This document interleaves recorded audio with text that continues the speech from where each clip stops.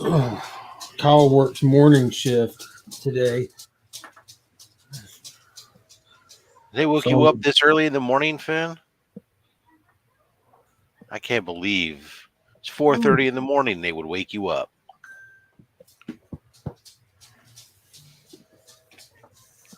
Hello. it's Yeah. stressful. Guess what today is? Today's Friday. Today's Friday. Last That means day in the weekend. Keep crawling. whoopty. Ha ha. Today is at school. What? Pizza day. Friday was pizza day when I was a kid. I think it's just a thing, right? Pizza day and like chocolate milk What's day. in the box? It could What's be in the- anything, even a No, boat. This is what was in the little box. See, it's right here. Oh, you see? Django. He's got his jetpack. Look, helmet comes off. I mean, See? a boat is a boat, but a box, it could be anything, even a Sure, boat. Rob? Hold it up toward the camera so you can see Django Fett. That I is got a awesome. little toy Jenga that comes with nothing. it. And what does his head do? No, my toy Django has his helmet that comes off, Mm-hmm. and he comes with nothing else. That's his helmet that comes off. Just his helmet and his head comes off. The helmet that comes off. We have another one that the head is made with a magnet where it's made to come off. Oh wow! Like that's how hardcore the toys were rocking just a little while ago, not even a long time ago. Not even in a galaxy far, far away. In this very same galaxy, right That's amazing. here. Daddy, Yeah, did you bud. know a magnet could stick to a magnet? Yeah. Well, what happens if you flip one of them around? They push away from each. That's right. They sure do. Like Opposites mine, attract. because you know my train that magnets on with the caboose. With the caboose. The Uh-huh. one. Oh yeah. The wooden ones. Yeah. Yeah. They stick together with magnets, don't they? And one side pushes it away, and one side sticks it on. You know what the end of a magnet is called? What? A pole. A pole? A pole. They have a north pole and a south pole. Pretty cool. You want to go grab what you're going to wear today real quick?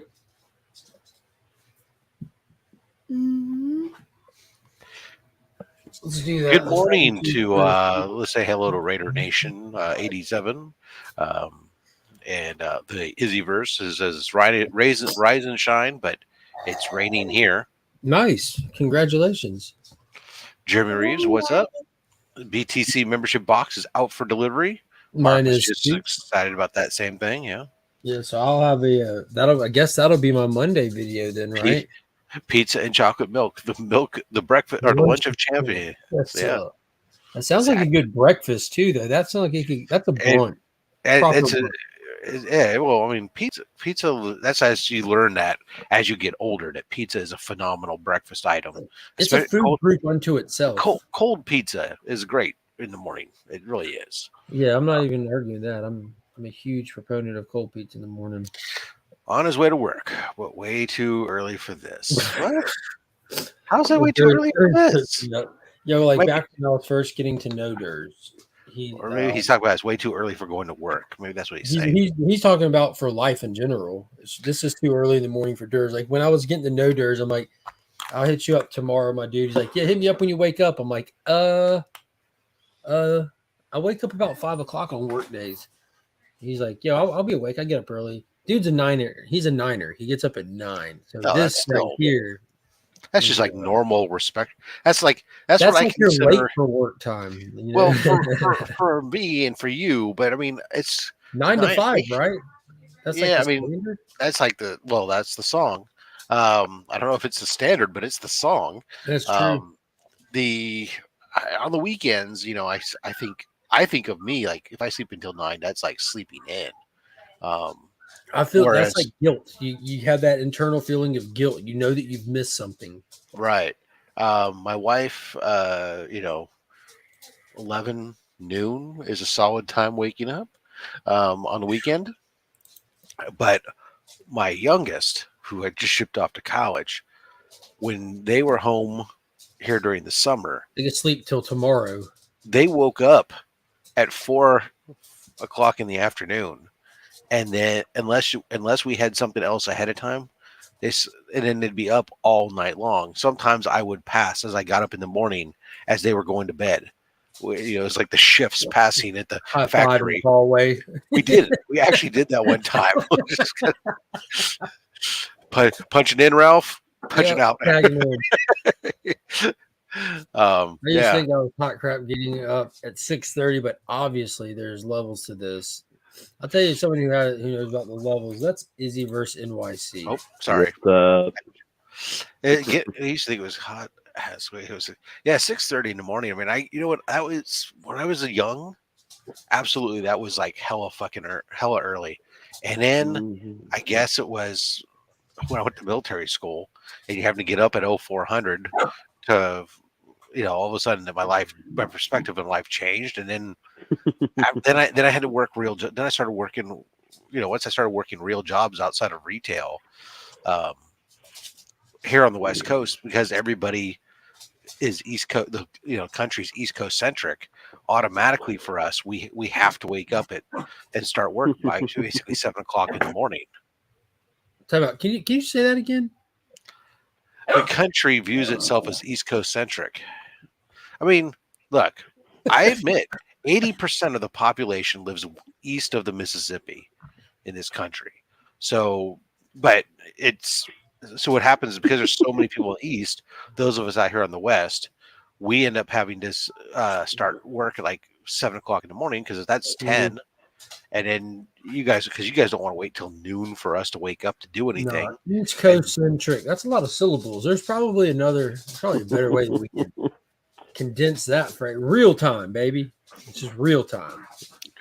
I'll accept that. Everybody falls around our time. Yeah, and it Our isn't time like I created or make claim that. It's just I just acknowledge the same thing Rob just did. Like we're time hits us first. It's just the way the world rotates. Like that's why East Coast is the most relevant time zone for the USA. Yep.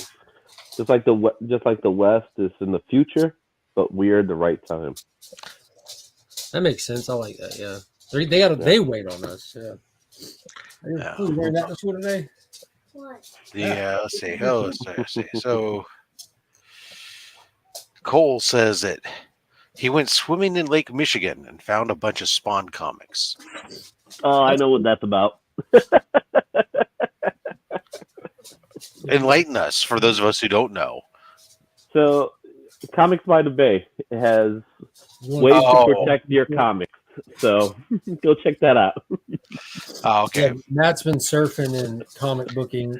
Yeah, but not in Michigan. But I got it. Okay, cool. But it's been floating. Rob, West Coast, where are you at? I used to live in Bakersfield. Yeah, well, Bakersfield, for those of you who don't know, is more or less kind of the halfway stop between where I live and the desert, also known as Los Angeles. I live the shanty town called LA. That's right. Well, if we cut off the water supply, they certainly will.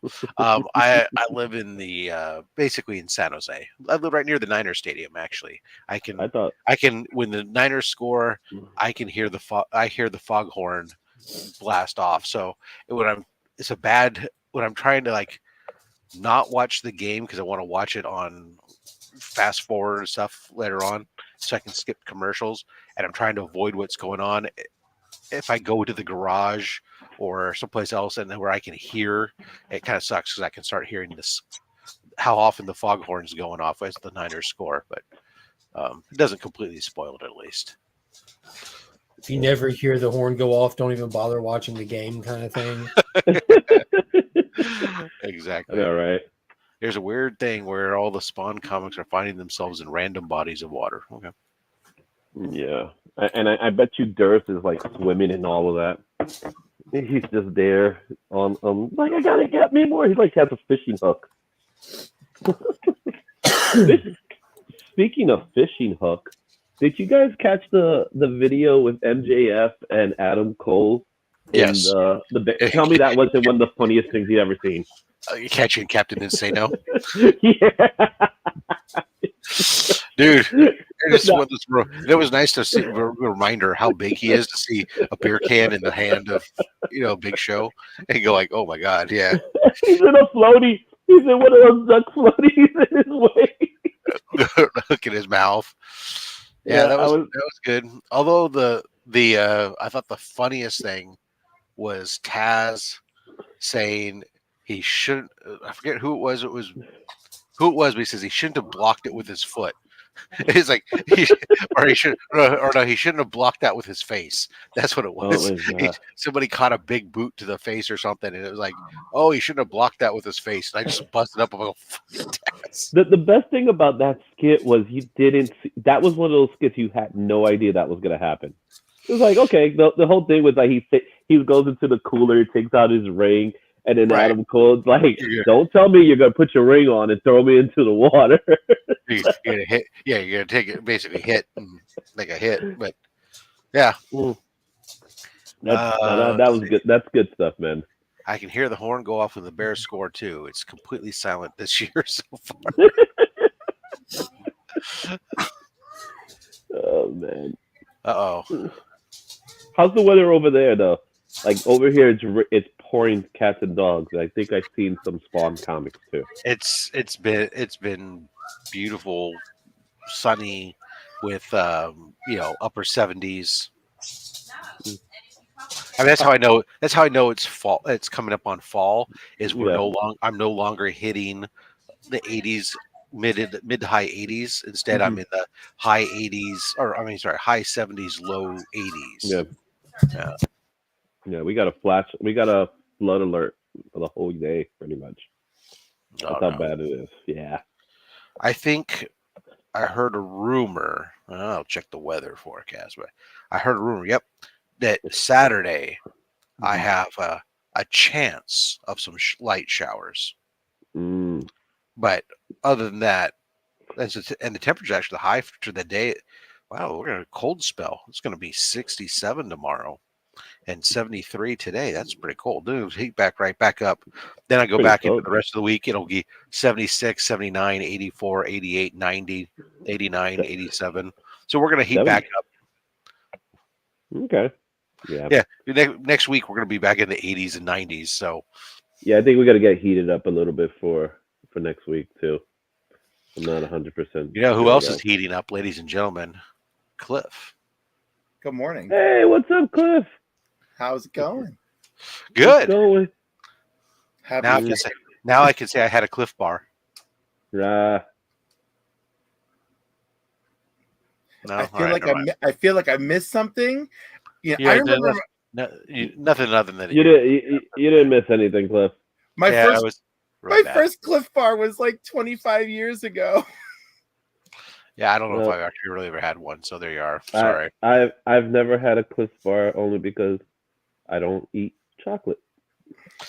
Woohoo! I'm sorry. You don't eat what? I don't like chocolate. You don't like it? The original Cliff bar is peanut butter. I don't like peanut butter. Oh, then we're done here. Okay. My God, who hurt you as a child? A beautiful woman. I understood if you are allergic to these things, but if this is by choice, I suppose you seek out carob and frickin' celery and other stuff like that. No, strictly carnivore. What do you eat for fun? I mean, as a dessert. Cheeseburgers. As a dessert. Ice cream. Plain vanilla. Cheeseburgers. Plain vanilla ice cream. Why is your world so sad and colorless? Oh, my world is happy. I have a happy world. My wife does extremely love plain vanilla ice cream as well, too. And I will say... French vanilla, specifically. That's wrong. I would say that a quality vanilla bean ice cream is pretty damn good into itself. It is a little happier with a little bit of sauce of some sort added to it, but in its own right, it's pretty solid. But French vanilla, well, just give me some vanilla. Throw in some rainbow sprinkles. You could even throw in some gummy bears. I'm good with that. That's my ice cream. Gummy bears bouncing here and there and everywhere. Mm-hmm. High adventure that's beyond compare. They are the gummy bears. See, look at us. We're great. It's a better gummy bear song than the other gummy bear song. The fact that there's 2 gummy bear songs. I don't even know the other gummy bear song. What's the gummy bear song that came out in the 2000s? Oh, in the 2000s. Yeah, it's definitely there's a gummy bear song. It's just gummy bear. But it's not Disney's The Gummy Bears, right? No. It's definitely not Disney's Gummy Bears. Because that would be an atrocity. Yeah. It wasn't a remix. It's an actual song called Gummy Bears. Now I gotta find it. I'm a gummy bear. Yeah, it's called I'm a Gummy Bear. Okay.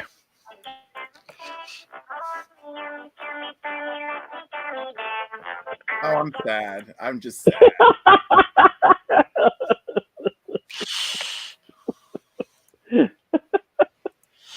I didn't keep it because you want to get monetized somehow. The rating in here that I like weed chocolate. Chocolate is better. Oh my goodness. Izzy has a vanilla existence. Oh. I'm a vanilla existence. Yeah. Sure. Promiscuous time traveler says he hasn't even slept yet. I don't know what that's related to, but I'm right. Tired.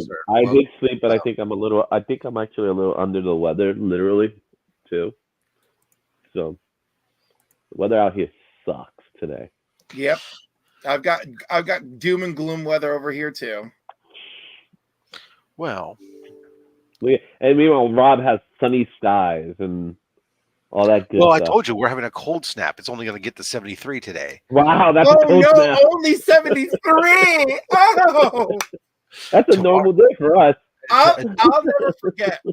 Like my mom has always had like a fear of flying, but like when I was in my 20s, she started flying again, and she went to Puerto Rico with her best friend. Her friend owned a home there at the time. And she's like, "Oh, Clifford, it's so chilly. I had to throw an extra sheet on the bed today." I'm like, "What's the temperature over there?" She's like, "Oh, it's like 74." And I'm like, "Get out." That's my parents put on jackets when it gets below 85. Oh my goodness! But they live down in Palm Desert, so during the summer they have to stop going outside after 11 o'clock in the morning because it's 115 plus degrees at that point. So. I wear shorts till like 60. When it's 60, I'll still be on shorts. I love Mark's. Why limit yourself? Yeah, I remember when I was in school in Vermont, and as soon as the first sign of grass would start to peek through the snow, it was shorts. Good morning, Cliff. I mean. Good morning. Granted, it was combat boots and shorts, but you know what? That's just the way we were. Of course, let's be honest. This was the 90s, so it was. Yes, that's right.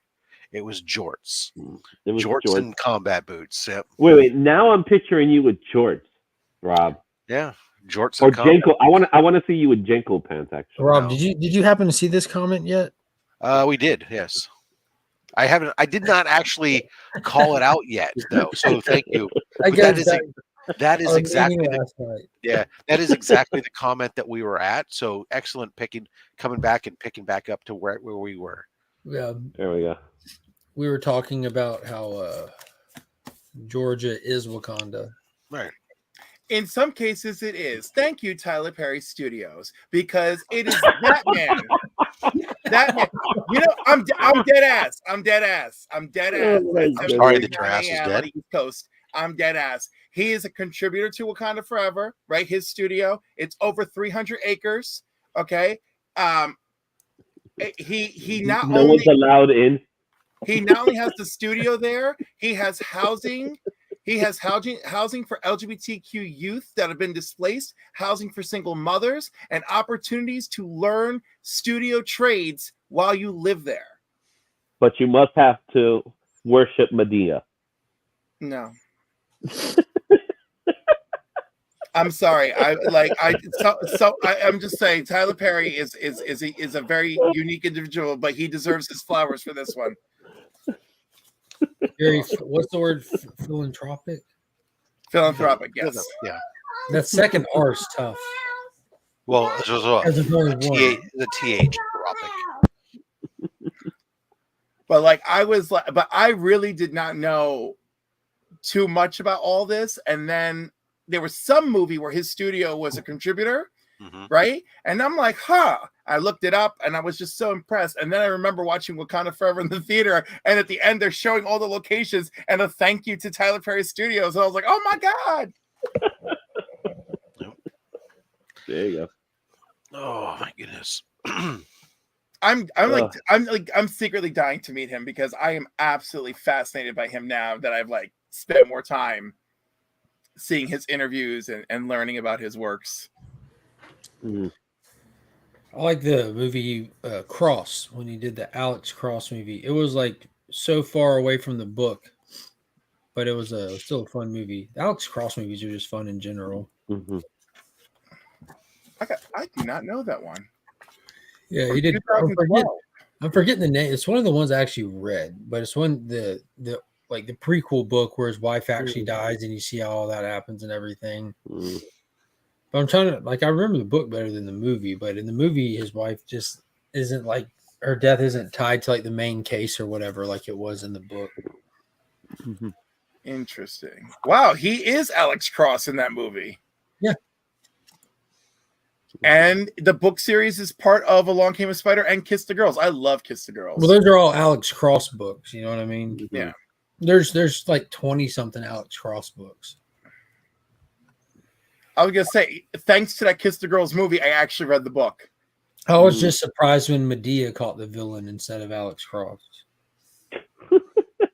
Caught me off guard, but it was cool that we did a song number and prayed for the villain on the way to taking them to jail. So I feel like Which version is this? I feel like you've got a Medea movie mismatched with this other movie. It could be. It could be. I've seen them too many. It's a crossover event. They just bleed together. You want a crossover event? Medea's Witness Protection Program. No, I will not watch any Medea movie ever. Oh no! Listen, I'm going to advocate for any of them. I will advocate for that one. Eugene Levy is in it, right? And so therefore, a lot of that humor is in the movie. Anyhow, I didn't know what to expect. Because Eugene Levy played the straight guy. Eugene Levy, not his son. Eugene Levy from straight guy. He means the non-comedic guy. Yeah. Yeah. Oh, yeah. So my God. That's why I laughed, because I immediately caught it. I'm so sorry. My world is so full. You always gotta bring it back to that. Just so we know, sometimes words can mean two things. Rob, I apologize. You're absolutely right. I'm just saying, I spend so much of my time on being defensive that I was I forgot that there's another meaning. I think the last Medea movie that straight up Cliff, so we can establish ourselves. Diary of a Mad Black Woman. My youngest is chainsaw and cut everything in half.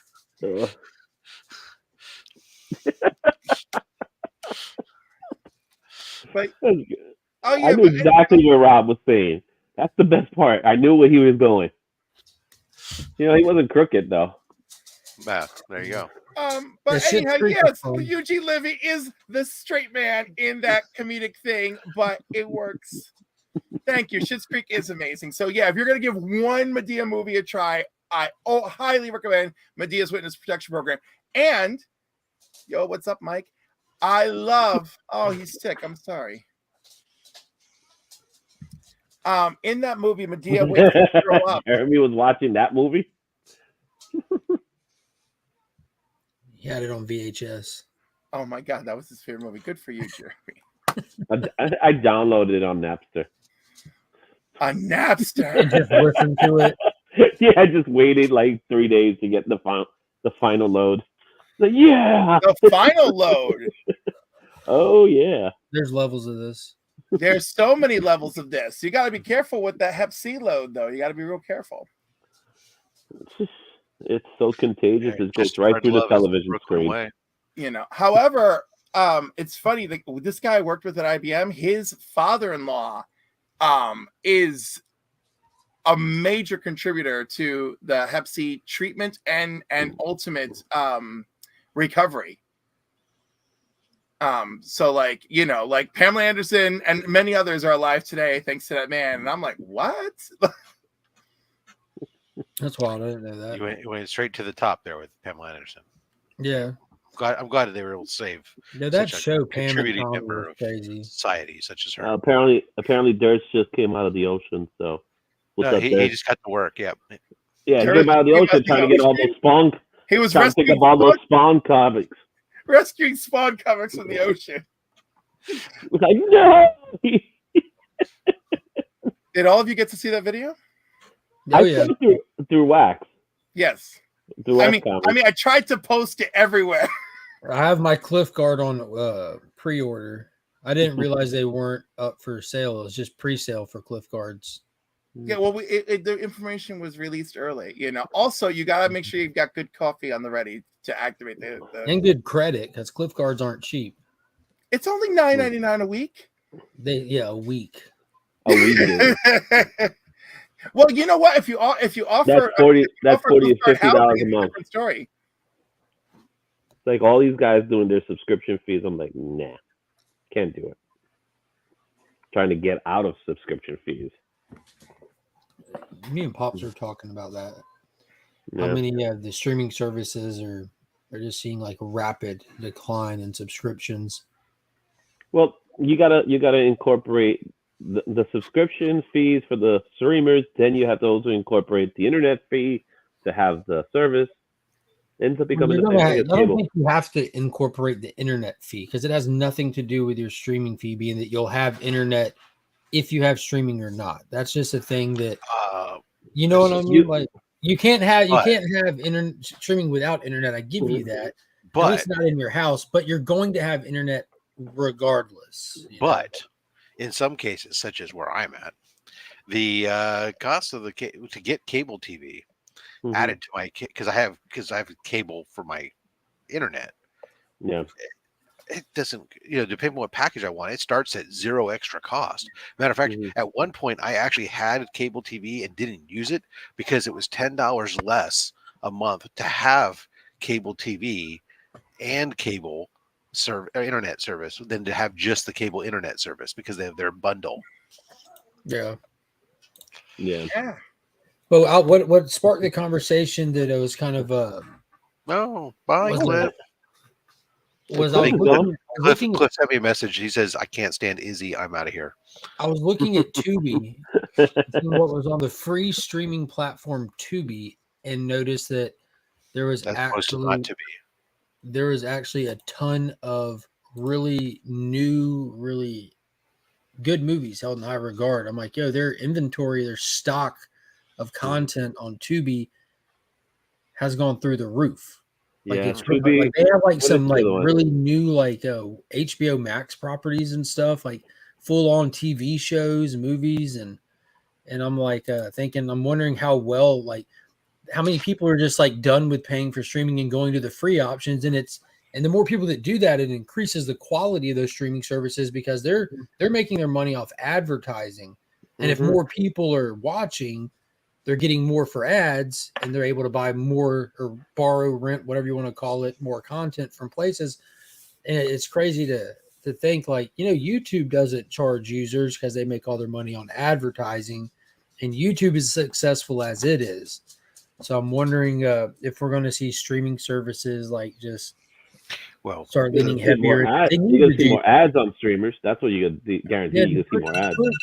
Just put more ads on there and give the pay to opt out option. Like, but there needs to be a free with ads option. I think that would be like that has to be like the secret to success for these things. Like and it doesn't have to be like, oh, this is so great. No, do like Hulu does, like baptize them in ads, give them like 3 ads for a 23-minute television show like they do.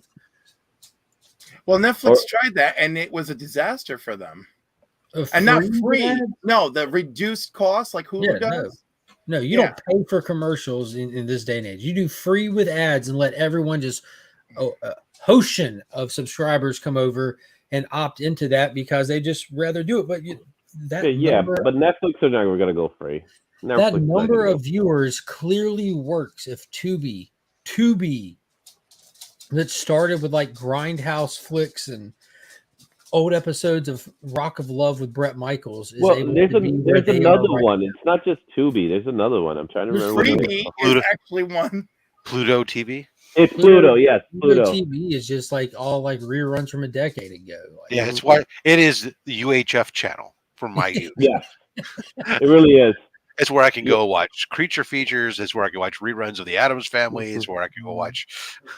I gotta tell you, Amazon is dangerous because they're the ones that came up with freebies. So they're just sitting around making more money. Well, Amazon's making money. Like Amazon got a nice model works. That's the bottom line. Is that model works? You can have the crappiest product, and it worked, and now it's got them at like a really shockingly impressive place when you go look at what they have on there. You're like, so the big people are just too greedy, is what it is. Like. They thought it was the future of the industry, but they thought way too advanced. Well, I think it is, but like that free option is the secret to get that number up, because that magic number that they need for their investors, that they need like that's they have to have that or they don't function. They don't work. That's why they're in so what streamers did, and Netflix not responsible for this, but this is like Disney and the newer ones, Max. What they ended up doing is they like a date, like you going out on a date, you show somebody everything you got, right? And then say afterwards you can't have it. And you give it to them at a really good cost, and then now you're telling them you can't have it. It's gonna cost you more. That's called the drug dealer method. Yes, that is a drug dealer method. I was just thinking the same thing as I was saying it. Here's a taste. Yeah. And now So you get your 7-day trial period to try it out.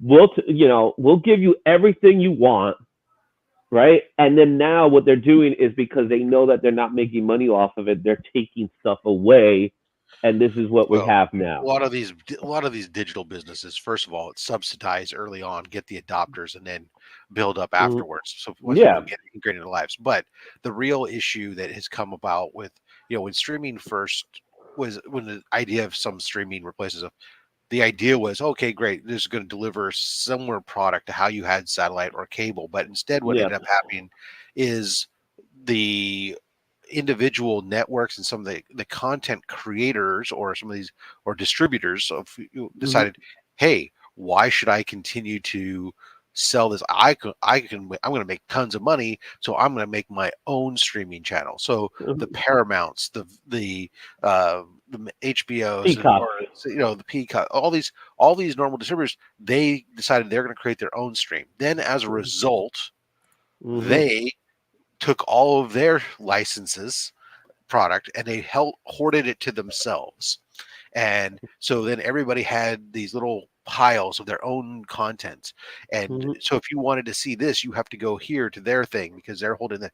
They're no longer just selling that or leasing it out to other distributors like you did in the cable or satellite world. So now we get to a point where previously, originally when I left doing satellite TV was because I was paying $120 a month for that service. Whereas when I went to streaming it originally, it's like, okay, I had, one stream, I had maybe Netflix and then Hulu. I could, even if I got their biggest package, right, with the DVR and commercial free and all the local TV and everything else. At the time, I think when I got into it initially, it was like $55. Yeah. Right now it's like $85 or something for that now.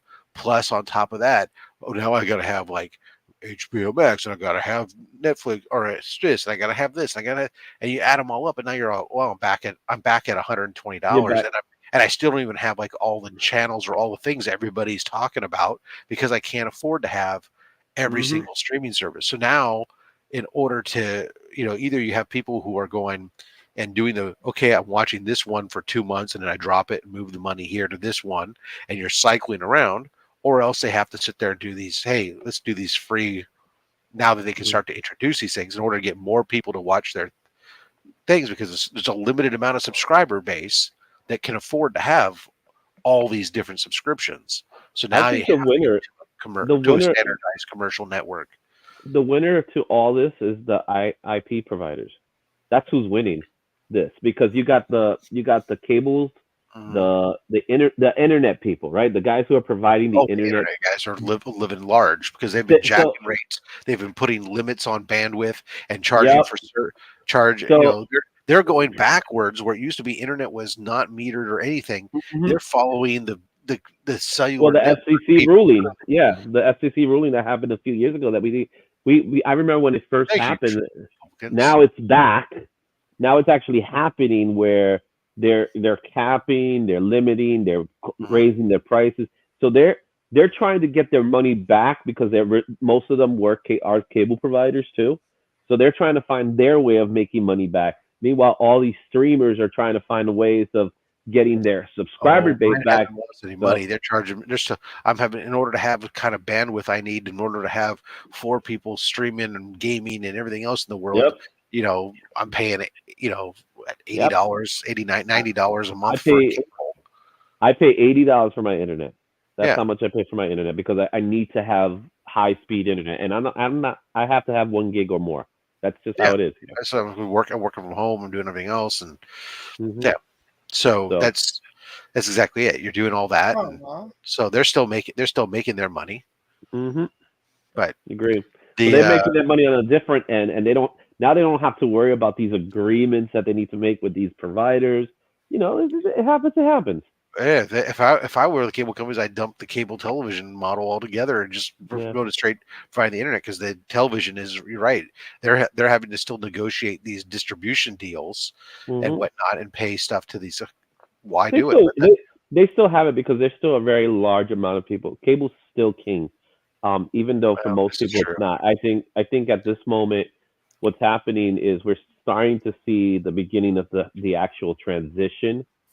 So I would say maybe here. No, I don't think so. I think there's still a lot of people who are watching cable, but the cable because some of the cable companies are providing their own streaming stuff, and like broadcast television. There's still people out there that are watching it. There's more than we imagine. Actually, no, that's true. I actually read something the other day. There was a survey around here. People were asking about how many people had, or they were asking about people who were cord cutting and had gone to streaming, but now we're giving up streaming and we're going back to putting up antennas, and what their experience was with the over-the-air HD channel selection and whatnot. But the CW app is terrible, though. They don't keep stock on there. A lot of these apps are, well, you know what? I'm going to backtrack. I was about to say a lot of these traps are horrible, but then again, I do most of my interaction through Roku, and I think it's the Roku apps that are terrible. But well, the CW app has been free, like he said, for like a decade. I'm not even joking, like a decade. But it also hasn't updated or changed in like a decade, and they have such a small whatever program for it or whatever that you can only watch like this week's episode and like last week's. And they even created a second one, like one's called CW, one's like called CW Seed, where like it's like the same cheap old stuff. But I'm saying it's like, but it's still just like that amount of content per show kind of thing. So it's good. It's perfectly great if you're able to keep up in close to real time within a couple of weeks. It's fantastic. So with the CW, I think the reason why that app exists, it's been existing for, like you said, over 10 years. A lot of the CW programming is not available in some of these streamers. Yeah, it's a local based channel.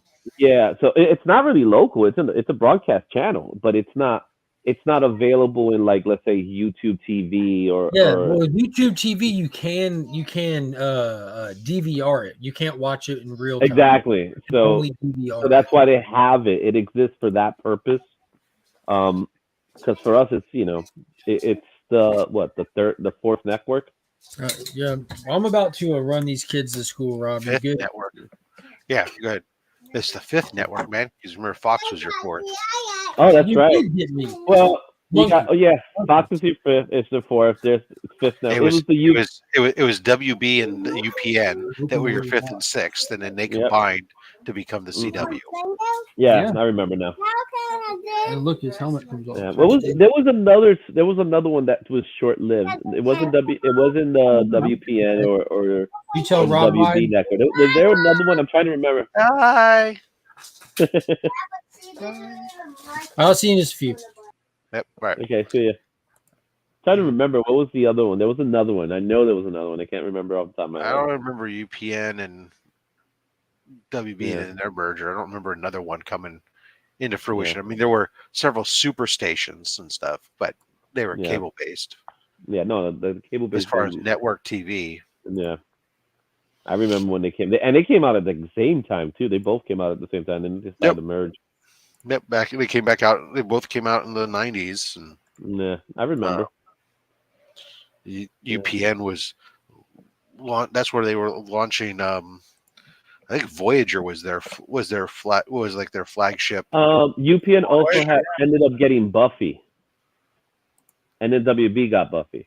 WB got Buffy. WB had Buffy, and WB always had like the just like CW does now to some degrees. The younger, the tween shows. Yeah, and they UPN also had SmackDown. I remember that. Yeah, they had SmackDown, and they had and then they had the Arsenio Hall show. Yep. I thought Arsenio Hall was syndicated. He went to UPN. Yeah, that was a show I used to watch like crazy. I didn't, but it was of its time. I knew of it. I watched a couple episodes, but I wasn't there. Mm-hmm. The other shows were too bland for me. It was Crunchyroll that had Dragon Ball Z's for free, except for the third season. I know of Crunchyroll only because my youngest is really into manga and Japanese anime and such, and would say, "Dad, can I go to Crunchyroll Con?" And I'm like, "What is Crunchyroll?" I'm thinking it's like an egg roll or something, and they are saying, "No, it's not, Dad. It's no Crunchyroll. The amount of content that's in Crunchyroll is insane. It is huge, but I will say they do have all the best mangas in Crunchyroll. The only one I need is anime. Really, the only. Well, I should take that. I don't have. There's a couple that I like. One of the ones I really like. I'm rewatching slowly over. It's on Hulu, so I don't have to worry about that. But that's Kill La Kill. Well, you gotta say, Demon Slayer is amazing. The artwork in Demon Slayer is great. And then you got the other popular ones like My Hero Academia, Jujutsu Kaisen, I believe is how it says. I always mess it up. Those are good shows. Those are all they're solid. You know.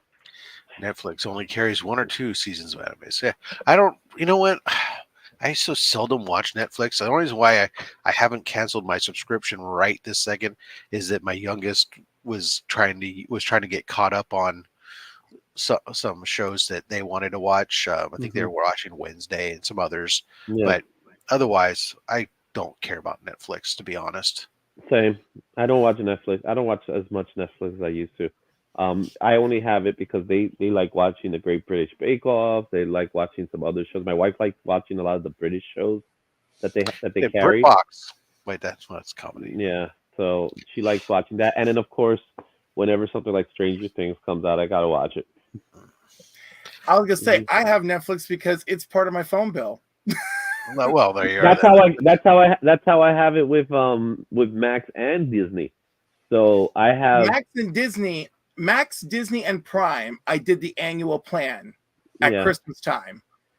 Because usually there's a discount, not always, and also because that's when the bonuses come in at work. So I'm like, yay! You get bonuses?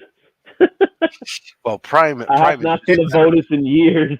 Listen, it's the first job in my life. The first job in my life where I actually see them. right? Yeah. I remember when I joined IBM, literally 9 months in, right? They were like, oh, you employees who started after year blah, blah, blah are not eligible for any of this, right? So I'm like, oh my God. So like I was there 9 years and whatever. And then you know, I had my year of my first year of super depression, and I was at Walmart, and like, first of all, it's Walmart, so imagine it's terrible. But then, like, you've got to fight tooth and nail to get part of the bonus at the end of the year, right? And if you're a superstore, then you get a cool bonus like 2,200. And if you're like a third place store, your bonus was like 425. And I'm like, we were struggling to be one of the third place stores. Horrible. Yeah, we would get but bonuses anyhow, this based on job, I'm like, sales. oh my God. Yeah, my old job, I would get bonuses off of sales, and then when I moved to management position, then I didn't have to worry about sales anymore, and then I would just automatically get the bonus. That's how it was for me. Now I didn't get bonus. We used to get bonus, but a lot of the bonus I would get was in stock options. They would give you they'd give you RSOs, a boatload of RSOs, because that would take a 3-year vest, and so it was not only they're giving you something, but then that was a retention tool, because if you left and they hadn't vested, you would lose all that money. Yeah. So Mike, you got awesome bonuses at Walmart. What store were you? You were in one of like the happy-go-lucky stores, right? Like my store is in the pit of misery. We're like one of the lowest stores in the country. And that was then. They sent this dude in. This dude, I wish I could remember his name, but he was married to Sam Walton's granddaughter. And he had a reputation for fixing stores, right? He didn't fix our store, you know? And I was like, oh my God. And I even told them, I said, you know what? You know, you guys have like a store. There's a Walmart store magazine, by the way. I was like, you see this store magazine? You see these stores that are highlighted in the back? Everyone seems so happy to be there. I was like, how about you introduce some of those people to us? Have some of these people come to this store and like train people here on like having a positive attitude and stuff, you know? Or was like, oh, are you afraid they'll see our reality and be like, oh my God, this is terrifying? Aren't those the actors that went on strike? On those photos. What? I don't know what. I did meet people from other stores on occasion, so I know there was like nice stuff going on. Yeah, well. Oh well, guys. Anyway, I gotta go move the car, so I will be seeing you. You gotta go move the car. What if it's got a flat tire? No, it's no flat this time. It's just sitting in the rain. Yeah, I'm sure. In fact, I'm right in the corner, so I know exactly it doesn't have a flat tire. So, and don't worry, it's in a great spot though. I gotta move it in. Well, not really move it. I gotta most likely fit in it though. But that's right. You join us from your car like you usually do. Sometimes, but today is not one of those days, unfortunately. Yeah. I actually got things to do. You guys got jobs. Well, some of us. No, this is more personal, but it's not a job. But anyway, guys, have fun. Cliff, enjoy the weather. Rob, I hope it gets cold for you, so make sure you get that jacket. No, it's like 71 degree weather you're getting. It won't get cold until it usually doesn't get cold here until January, and even then, our cold is different. It gets cold here in November, and in December it gets hot again, and then it gets cold again. Our really cold weird. Is a little bit different than your cold, so. Yeah. When I tell you, oh, it's freezing because it hit below 60, you know, you're going like, yeah, fuck you. Exactly. All right, guys, talk to you then. Right. See you later. Yeah, that's those joys where we have a situation where where I live, we literally have maybe 5 to 6 days a year where the overnight low gets to 32 degrees for freezing, and then.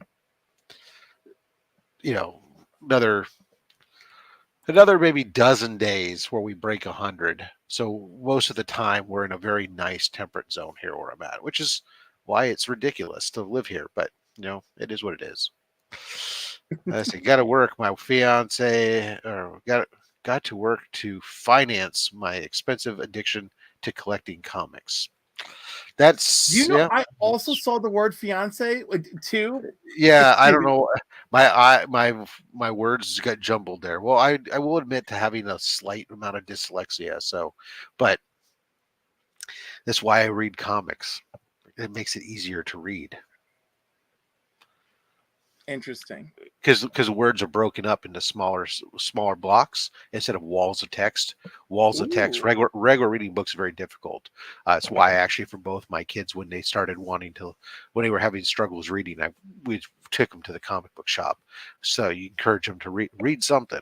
And you're to read, and it was much easier. That's why my youngest really enjoys reading manga versus regular books. And actually, their dyslexia is bad enough that they we ended up finding out actually it was kind of cool a workaround for all their textbooks or most of their books that they have. The textbooks themselves aren't as bad, but some of the reading stuff at university level, there's a lot of book reading sometimes. Found that they could get the book on Kindle use it on their iPhone, and then use the text to speech to have the iPhone basically read it out, and then they could have the book, and they could, if they were reading the book while reading along with it, kind of like the old, you could read along with us in our book. You'll know it is time to turn the page when, right?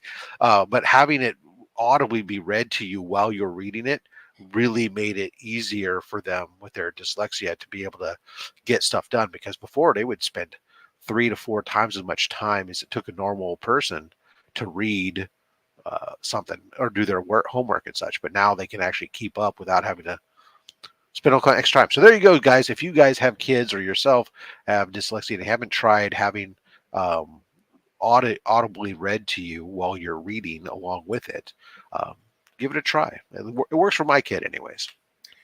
I think that's wonderful. I had an adult student with severe reading problems, right? Mm-hmm. And he basically passed our program through the skin of his teeth because he could follow directions and he could get the job done. But the written stuff was terrible.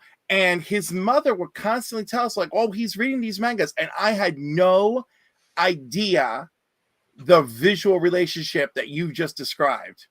Yeah, that my youngest just would complain and put in tons of time because they carried a 4.0 plus GPA through high school, and they're still, as a sophomore in university, have pulled nothing but A's the whole time through university.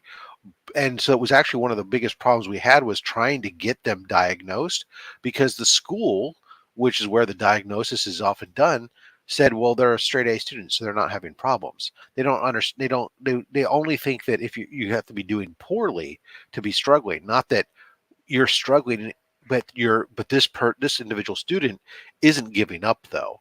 This student is struggling and instead putting in, where the teacher's saying they're giving an hour's worth of homework, the student, my youngest, would be putting in 3 to 4 hours of time on that one assignment, and then would go to the next. And they were constantly doing, like, all we would hear is they're doing homework 8 to 10 hours, and they're like, my goodness. And they put in all that effort because they wanted to do well, and so fortunately they did. But I mean, I wish we had found out some of this stuff earlier on. Would have been much easier for them. But I'm going to take that with me. And that young man, he works at my local supermarket now. So like I always have an eye on him. It's funny how people complain about, but apples are. Oh, I don't really complain about Apple so much as I complain about the sheeple who follow Apple blindly, and but that's just me. But I don't think Apple, from a product standpoint, they've managed to skirt a lot of, I think, the bad stuff, even though there's some stuff that people sit there and will call them out on with their manufacturing in China. And the nets on the building that keep people from jumping out. Yeah, but I mean, at the end of the day, yeah, they definitely built up a fan base that is very loyal to them. Apple people, if you suggest they do anything other than Apple, they think that you're insane, and then they think that we're all insane who um, aren't in love with Apple. Listen, they have a lot of ways to get you hooked, and then of course, so a lot of it is a functionality issue. I know this is weird, but you could take a sample of people, right, and provide them an Apple phone and a Samsung phone, and you will see. I don't know if it's a right brain, left brain thinking thing, but you will see people drift to one or the other, even if they don't know. Like if you find a way to do a blind, it's like these are Apple products and these are Samsung products, but you don't know that. We know that. But I have found some people just drift to, no, I like this screen better. And I'm like, it's almost the same thing. Yeah, I every time I pick up like an iPhone, I get lost. I'm like, I don't know what the hell this is. I can't, you know, and I've heard actually this was that if you take an Android user and you put them onto an iPhone without any guidance, whatever, they get lost very quick and frustrated. Where an Apple person, you put them onto an Android, they complain about it, but they figure it out pretty quickly. And I don't know if that means that one's any better than the other. Not saying that one is or isn't, but yeah, I will say, Mike, yeah, the sheeple. That's a term I use because especially early back in the days, not as often now, but especially in the first 8 generations of the iPhone. The second they announced a new version was up for sale, the lines that would form up of people, I must buy a new phone every year. Did that happen all the way up to 7, I think? Yeah, I think around 8 it started to the cost of the phones finally started to get to the point where there were more and more people who were skipping a generation on the phones. You still get people. There are still a lot of people who ran up because I know, like this most recent version, there's a large number of people who lined up so that they could get themselves a USB-C port on their iPhone, which I guess that's the big upgrade, right? I guess because I'm still happy with my 12. My 12 is doing everything I need to do. Ladies and gentlemen, Justin Birch is in the house. Justin. And the Comic Viking, how you doing there? I used to be Apple everything. I went to Android and got a Surface. I'll purchase an Apple computer in the future if I have the money, but won't go back to iPhone. Yeah, that is a big thing. So it's just the money is an aspect, and I think it's almost like there's a certain thing where Apple, because of their price point on certain things, it keeps certain people away, and as such, it becomes a status thing to some people. It's like, well, I have an Apple because, and that means that it's like driving the Mercedes or the Tesla. It's like, oh, well, oh, you have an electric car too? Great. What do you have? Oh, I have a Chevy Bolt. Oh, you have a Chevrolet. That's cute. I have a Tesla. There's a certain snooty like leveling system that's involved there because we go to buy a computer for my 2 kids for university, right? My youngest is an emerging media digital arts everything, so needs to have an Apple computer. Great. So what does that end up costing me by the time I get a mid-grade Apple laptop, that has the functionality or the basic functionality stuff? I'm in at $1,700 to $2,000. My oldest is a cybersecurity specialist or criminal justice with emphasis in cybersecurity and digital forensics. Get him a computer for $600 for a PC that's got a terabyte solid state drive and 16 gigs of RAM and on an i5 core computer system. That's I could buy freaking 4 of his computers practically for what it cost. Solid 3 for 3 to 1, right? Same thing with phone. I go get the latest Android, Google Pixel phone. It cost me $400. You want to go get the latest iPhone?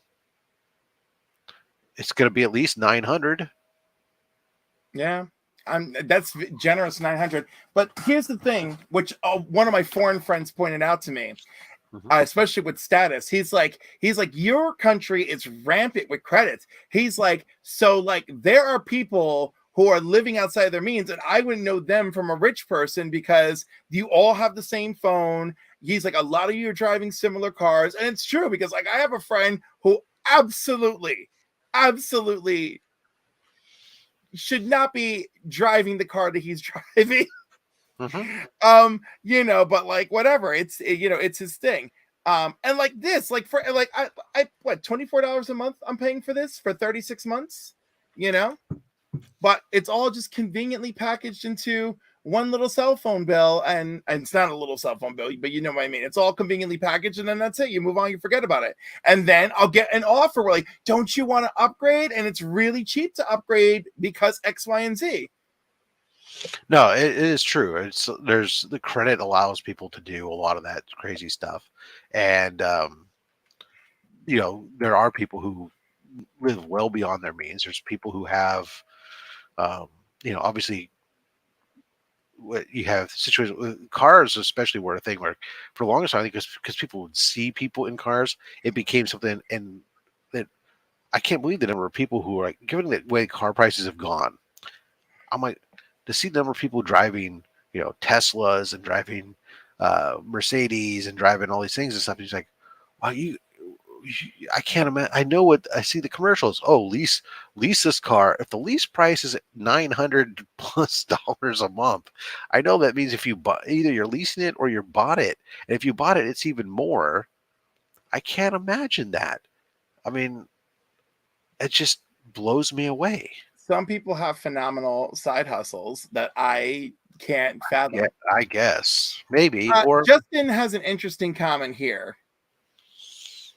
Well, it's true. I hate that if you're a digital artist, you have to have a Mac. I do not feel this is true. And I know lots of illustrators who do not use a Mac. But that is based on my interactions. I am wondering, and Rob, you could tell me, if from the schooling end, they do a lot of Mac-based stuff, so you're kind of forced to get a Mac for your kid. So I don't know that they necessarily do anything that requires you to, but it is strongly kind of everybody's using them, right? It's it's kind of feeds on itself. Like for my youngest, so that's what they're in the Apple world. Which is funny because hell, I grew up an Apple kid. I had Apple II at home. I had Macs at home. Guys. When I say I had Macs at home, I mean the OG Macs. 9-inch monitor that you could pick up the whole computer in your hand and carry it around. Not because it was a laptop, but because the frickin' whole thing was an all-in-one. Like I said, with the 9-inch monitor and stuff. But until 1992. The only computer I had ever used was a Mac or an Apple. I had never touched a PC. It was only when I finally went to when I started studying as an engineering student that I started doing PC work, and then I never went back because then around that time, PC finally adopted the Windows, right? Which allowed you to not have to know command lines and do stuff in DOS or other type things. So it was much more intuitive, whereas Macs had been, not only you had two advantages for Apple. Apple in the early days supplied computers to schools, so that way the schools were teaching kids on the two Apple IIs, and then later on the Macs, they were super intuitive. We had one mostly because my mom was a desktop publisher back in the day, and did it, and you couldn't do that in PC back then, and even through my early years of college. I remember when I switched off of being an engineering student, was studying radio and such. We had all the creative stuff was Mac. You couldn't, all the sound editing, all the video editing, if you were doing it for what limited video editing was available via digital, very small clips back then. We were still using film to do most of our video editing because of capacity of sizes, file size, and resolution. But audio files, the first time I got a Pro Tools, and at the time, I think the very first version, I could have like 64 virtual tracks and 8 separate tracks, and I could visually see this and do it. I was blown away how transformative it was versus the standard reel-to-reel audio stuff, and you couldn't do it on a PC back then. My my high school in the 90s, we had substantial discounts if you purchased Mac products. Yep. So our graphic arts lab, it was all Mac. And like you said, all these wonderful tools where we could have made a magazine. And in fact, the school newspaper ran through our print shop, right? Oh my God, I got lost because I had a sharp memory of print shop for a moment. But like, it was really interesting to me. And now everything in my local high school, junior high school, everything is a freaking Chromebook everywhere I look, you know? And like all these kids, everything they're learning is Android.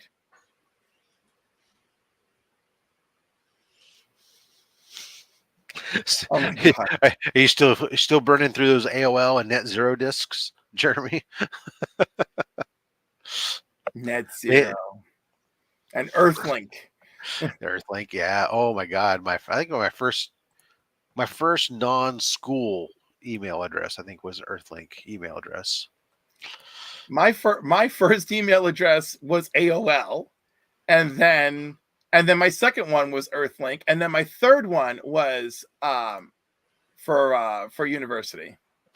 Oh, and my first one definitely was university. That would have been 1991, 92. So there wasn't a lot of internet back then, but well, I mean, there was, but it was very different, right? Because we had like Prodigy Net and stuff, and it was a lot of going to chat rooms, and you didn't know, it wasn't really the internet as we know it today. Who has a CD-ROM drive? Actually, my desktop still has it's a DVD-ROM drive. Mine CD, is Blu-ray, DVD, maybe it's a Blu-ray, RW, and all that. Yeah. I didn't even know, actually, to be honest, I didn't know my computer had a CD drive in it. I found it by accidentally. It was really well hidden into the trim as a vertical drive. And I was finally, like the other day, I bumped it and it like spat out. I was like, oh, what the holy cow. Good. No, mine is with complete intention. I don't know what to be honest, I have so many blank DVDs discs because back in the day, for a while, everyone thought like, yeah, I'm going to record all this stuff on DVD, and I never did, and I don't know what to do with it at this point. Now with cloud storage the way it is, it's like I don't even, why I guess if I was a true person who was paranoid, I'd go, okay, I'm going to put it on physical media instead of keep it in the cloud. But the reality of the situation is I have redundant cloud storage, and it's more likely to still be there than the physical media is going to be. I'm going to have a player to work. I mean, physical media has limitations as we keep changing our technology.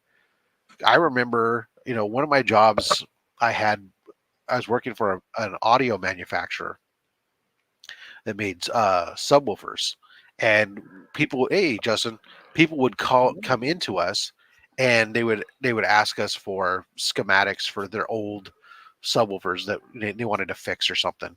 And I sat there and said, well, we would go get the schematics, send them. Somebody wanted one of our very earliest subwoofer amplifier designs, and I went to the filing cabinet, and all that was in the filing cabinet was a floppy disk, and not the 3.5. I'm talking about the 6. Was it 6? 6 3/4? I think it was a 6-inch floppy. 5 1/4. 5 1/4. Yeah, thank you. 5 1/4. Yeah.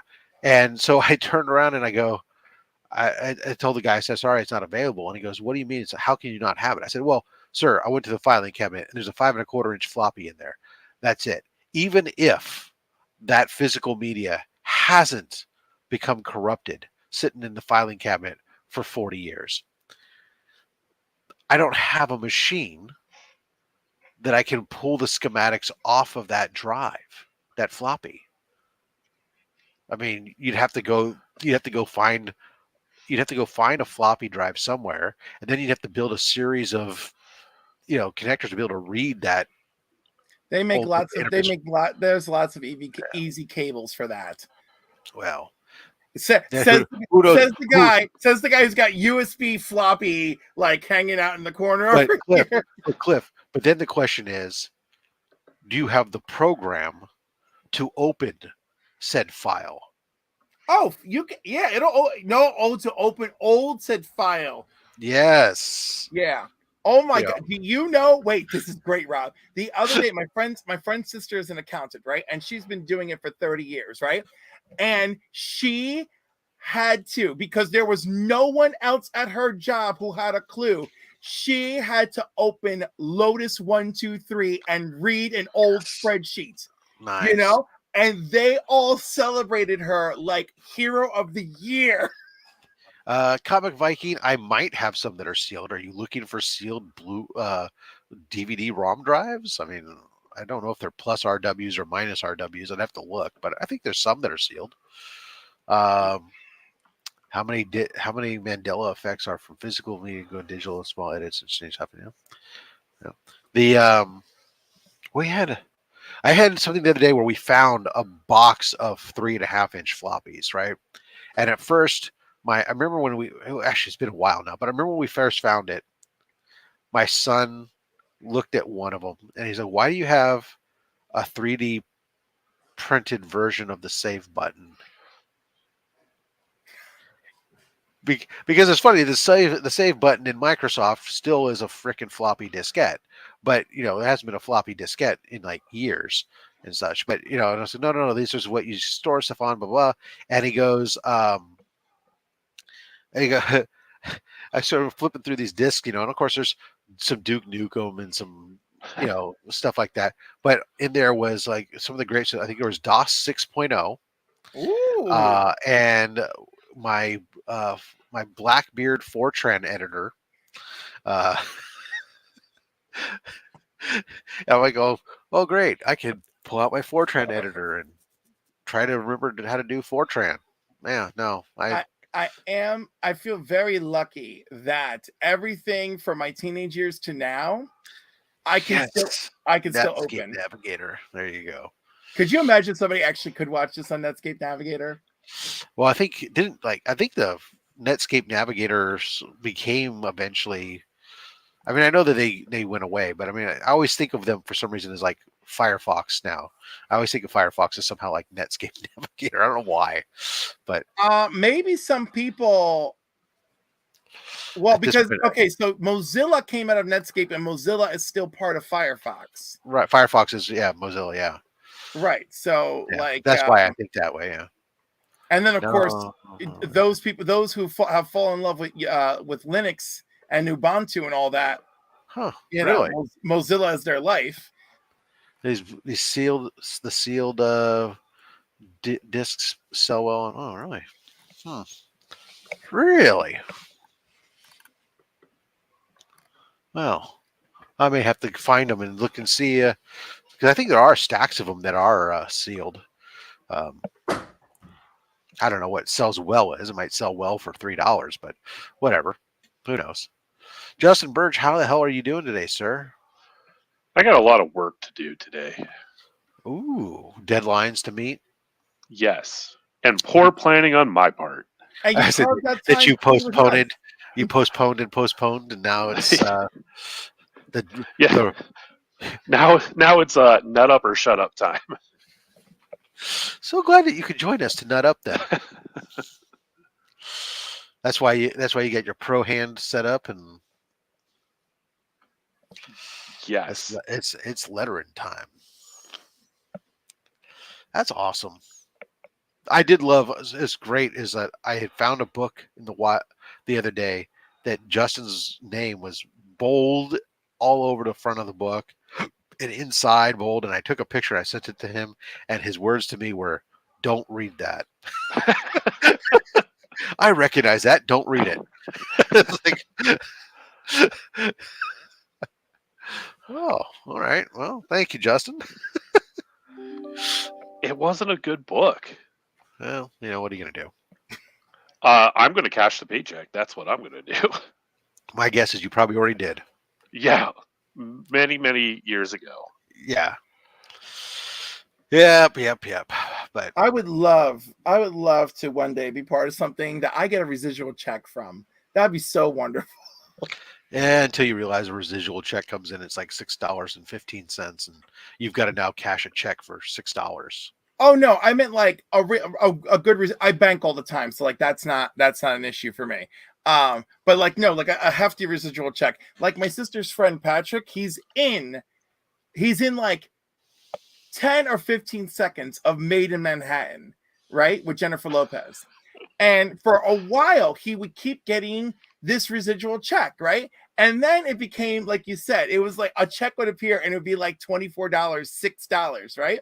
Mhm. And I don't know what happened more recently. I don't know who purchased what, but all of a sudden, we were talking last year at my sister's wedding, and he goes, I got a check for $2,200 from that movie this year. And I was like, oh, Wow. I mean, yeah, for it's a I drop know in a the lot. bucket for him, but No. Obviously $2,200. You're not going out and buying a Tesla, but yeah. whatever. Hey, what are you gonna do? The everything adds up, right? Yeah, so I was like, I don't know what negotiations went on, but someone made sure people were getting paid for her movie. Or all of a sudden the movie went on some big blitz, or was Probably, but it was featured somewhere, and such an odd movie to go on a big blitz, you know. yeah. But it's very cool. JB, be sure to plan ahead for Comics Curing Cancer, October 20th through the 22nd. I should. That's what we should have done. Mark was giving me grief for my thumbnails I initially created on my first C3. I should have sent them to Justin and had him letter my thumbnails. So, well, now we all know for next year, right, Justin? I mean, if you want to send them to me now, I might have them done by next year. Yeah, well, that's why. Yeah, all exactly. Right. That's only fair. Oh God, please don't do that. Please don't do that.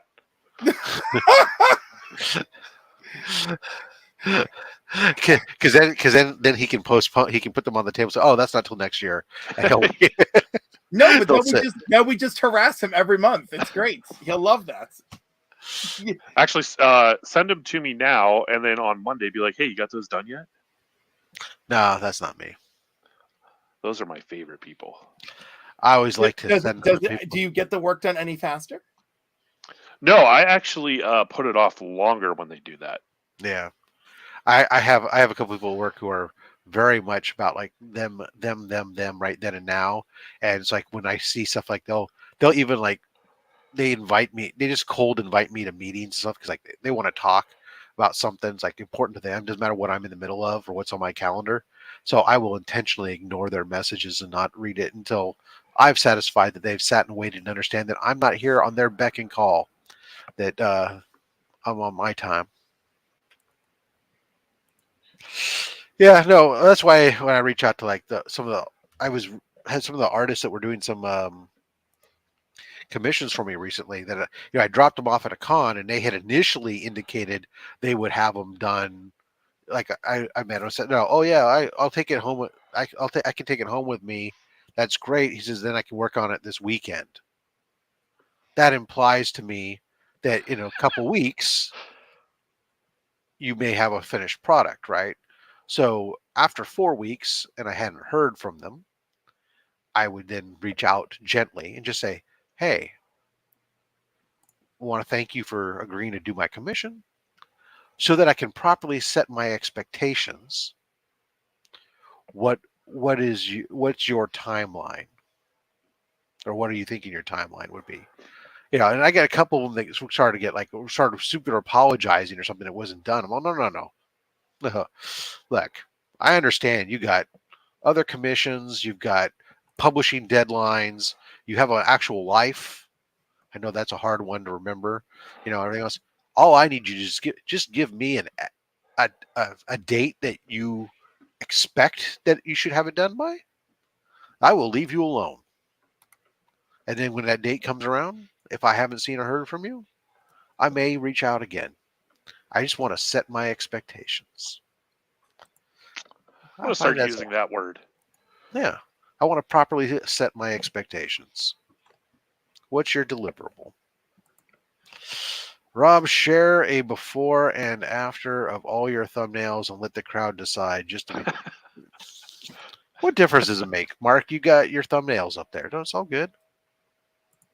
Yeah, Mark is a I'll- thumbnail look, master. No, he like I didn't put time getting major graphics into it. The most time I spent on any of it was the template. DJ provided us a template. It had a particular font. I couldn't match it exactly from within my program that I was using, so I reached out to DJ to ask him what font did he use because it was driving me crazy with the font not matching. And because I didn't want to have mixed matched fonts, right, Justin? Oh, You gotta be yes. You gotta, I you gotta be agree with professional. everything you. Right. I agree with everything you said. So I reached out to DJ. He gave me the font name. I went and looked, and of course, God forbid, it was a fucking goddamn like some font exclusive to either Adobe or something else that you had to fucking pay for. Mhm. But I finally found it somewhere where the font was available as a download file for Word that you could do without paying up front. You just had to attribute them. So I said, yeah, that'll happen. So I downloaded it and did my font, and then Mark didn't like my font only thing. It wasn't fancy enough. And so he took his spin, literally, since one of them was the big spin, and put some amazing graphics on them. They look great. The fonts don't match now with the template, but yeah, whatever. It's all right. I put them up. I make it's funny. I had no problem with it because I make suggestions on changes to some of the stuff that, as a group. We collaborate on different things. They'll say, "Oh, here's what do you think," and I'm notorious for going, well, what if we did this? What if we changed this slightly? I'm notorious for that, so I'm perfectly able to accept that. I'm not that. I'm not a. I may not be a creative genius at times for everything. I'm not creative at all. I'm just an idea. I'm just a. An idea man. Oh, I'm not even an idea man. You come up with an idea. I'm an editor. I'm a phenomenal motherfucking editor. I come up with idea. After you come up with the initial idea, I can tell you how we can make it better. Maybe in my mind. Maybe not in yours. How's that? Maybe I'm not even a Sounds good. phenomenal. A lot of us could I'm use an editor. maybe that's just an editor. They come up with idea. They can tell you how you can make your shit better, even though you go, no, that fucking shit was perfect. Like, oh, Justin, why don't you not put that on a fucking sailboat? Oh, okay. I'll just put the fucking words across fucking person's head then. What the hell? So I'm not gonna lie. When I was at Baltimore Comic Con, I ran into Izzy, and we were both talking to each other right in front of the booth of the guy who told me not to cover the yachts. The punch up guy. There you go. And I was very nervous that was going to come up.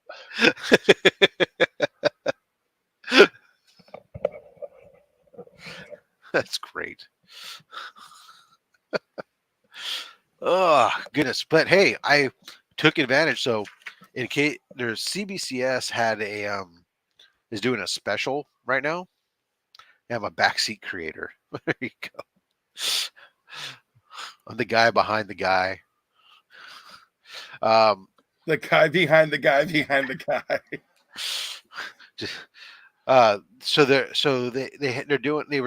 They're doing a sale on their VSP, their verified signature program.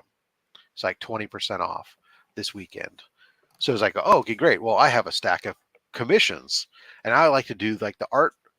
I like to set them off and get the art slabs, but the art slab's only like $18, but then they charge you normally like $30 to verify the signature. So I'll take 20% off, which is basically ended up paying for all the shipping and insurance and stuff. But I'll show you guys what I'm sending off for commission wise real quick. So got this Deegan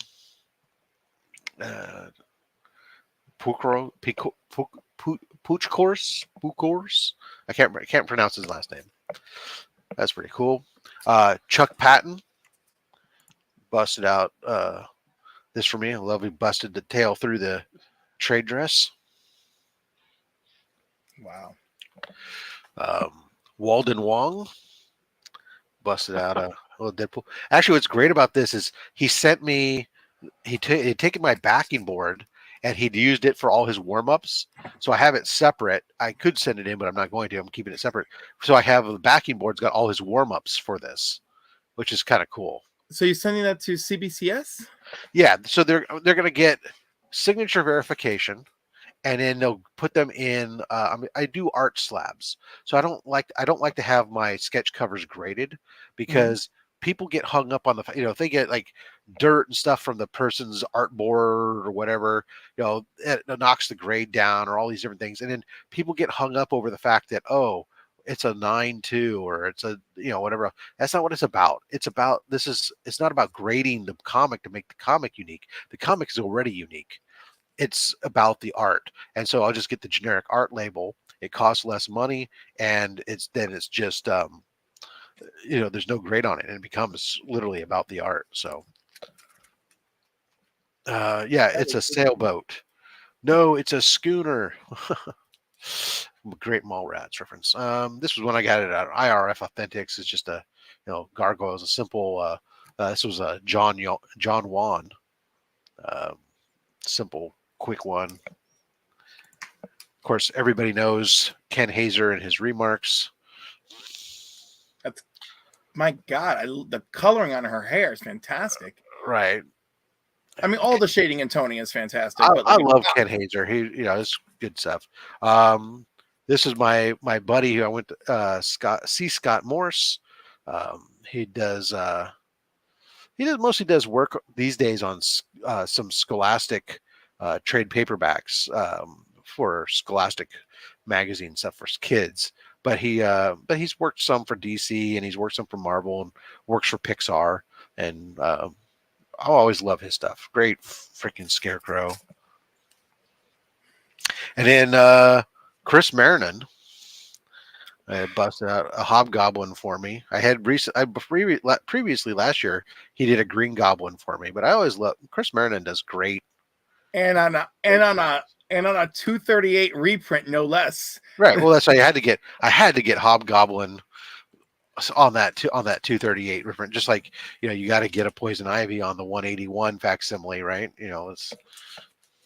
So that's what's going off. Of course, this one, this is how it's legit, baby.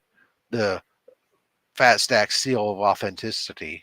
Nothing says legit like that right there. Fantastic. Yeah. So, JB, are you even able to talk about what you're working on, or are you just working on a project? Yeah. So earlier in the week, someone sent me, hey, we've got 2 pages of this 22-page thing. Are you available to start? And I went, sure. And then what I didn't understand was when they said, are you able to start, that they needed those 2 pages immediately. Even though the rest of the pages won't be done until December. Whatever. It's just a small little like indie Kickstarter type thing. Okay. After that, I have to letter an entire issue of House of Slaughter. Ooh. Today. It's due today. It's due today. Okay, so you are going to be super serious then. If you have to do a whole issue in one day? Yes. It sounds like a lot to me. I have no idea how long it actually takes to do lettering, but it sounds like a whole issue in a day sounds like your day is going to be super, like you probably shouldn't even be here with us now. It depends on the book. This arc of House of Slaughter is very wordy, so it will take me all day to do it. We like to say it's verbose. Oh, sorry. It's very wordy. We got it. Thank you for bringing that to us so we can understand.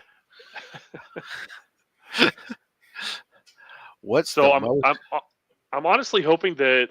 Oh, what's the most I've lettered in a day? I think like 70 pages. So that's over 2 full books.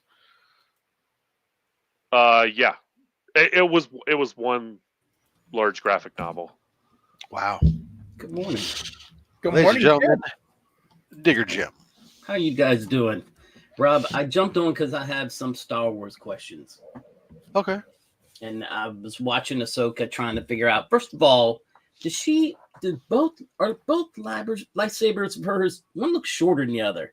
Does she Yes, have a one is a shorter- one is a shoto. Okay. So traditional samurai swords, you would have one is a slightly shorter than the other. That Right. one's used more as defense versus the attack, but it can also be used for attack. Because I was like, damn, I had to rewind and like that thing looks shorter than the Yeah, other it is. one. Yeah, she uses a shoto blade. Yeah, I'm loving those fight scenes. Yeah, well, especially I love her fight scenes with Balin because it's a clash of sword styles. So she fights using a more samurai style, right. Sword fighting, whereas Balin is using a very traditional medieval broadsword. Yes, Style. like up like that and stuff. Yeah, because I mean, I've mentioned this before, but so my son and I, when he was younger, we actually took broadsword classes together.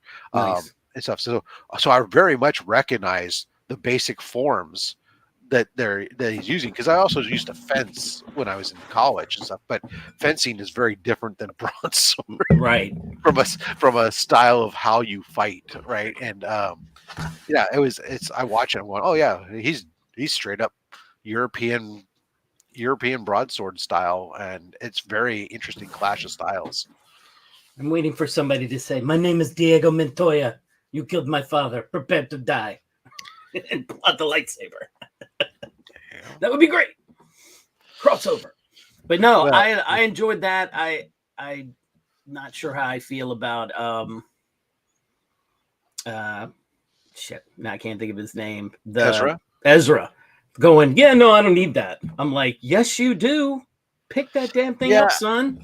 I initially felt that way too, although you know, I've read some of it. It's just theories of the idea that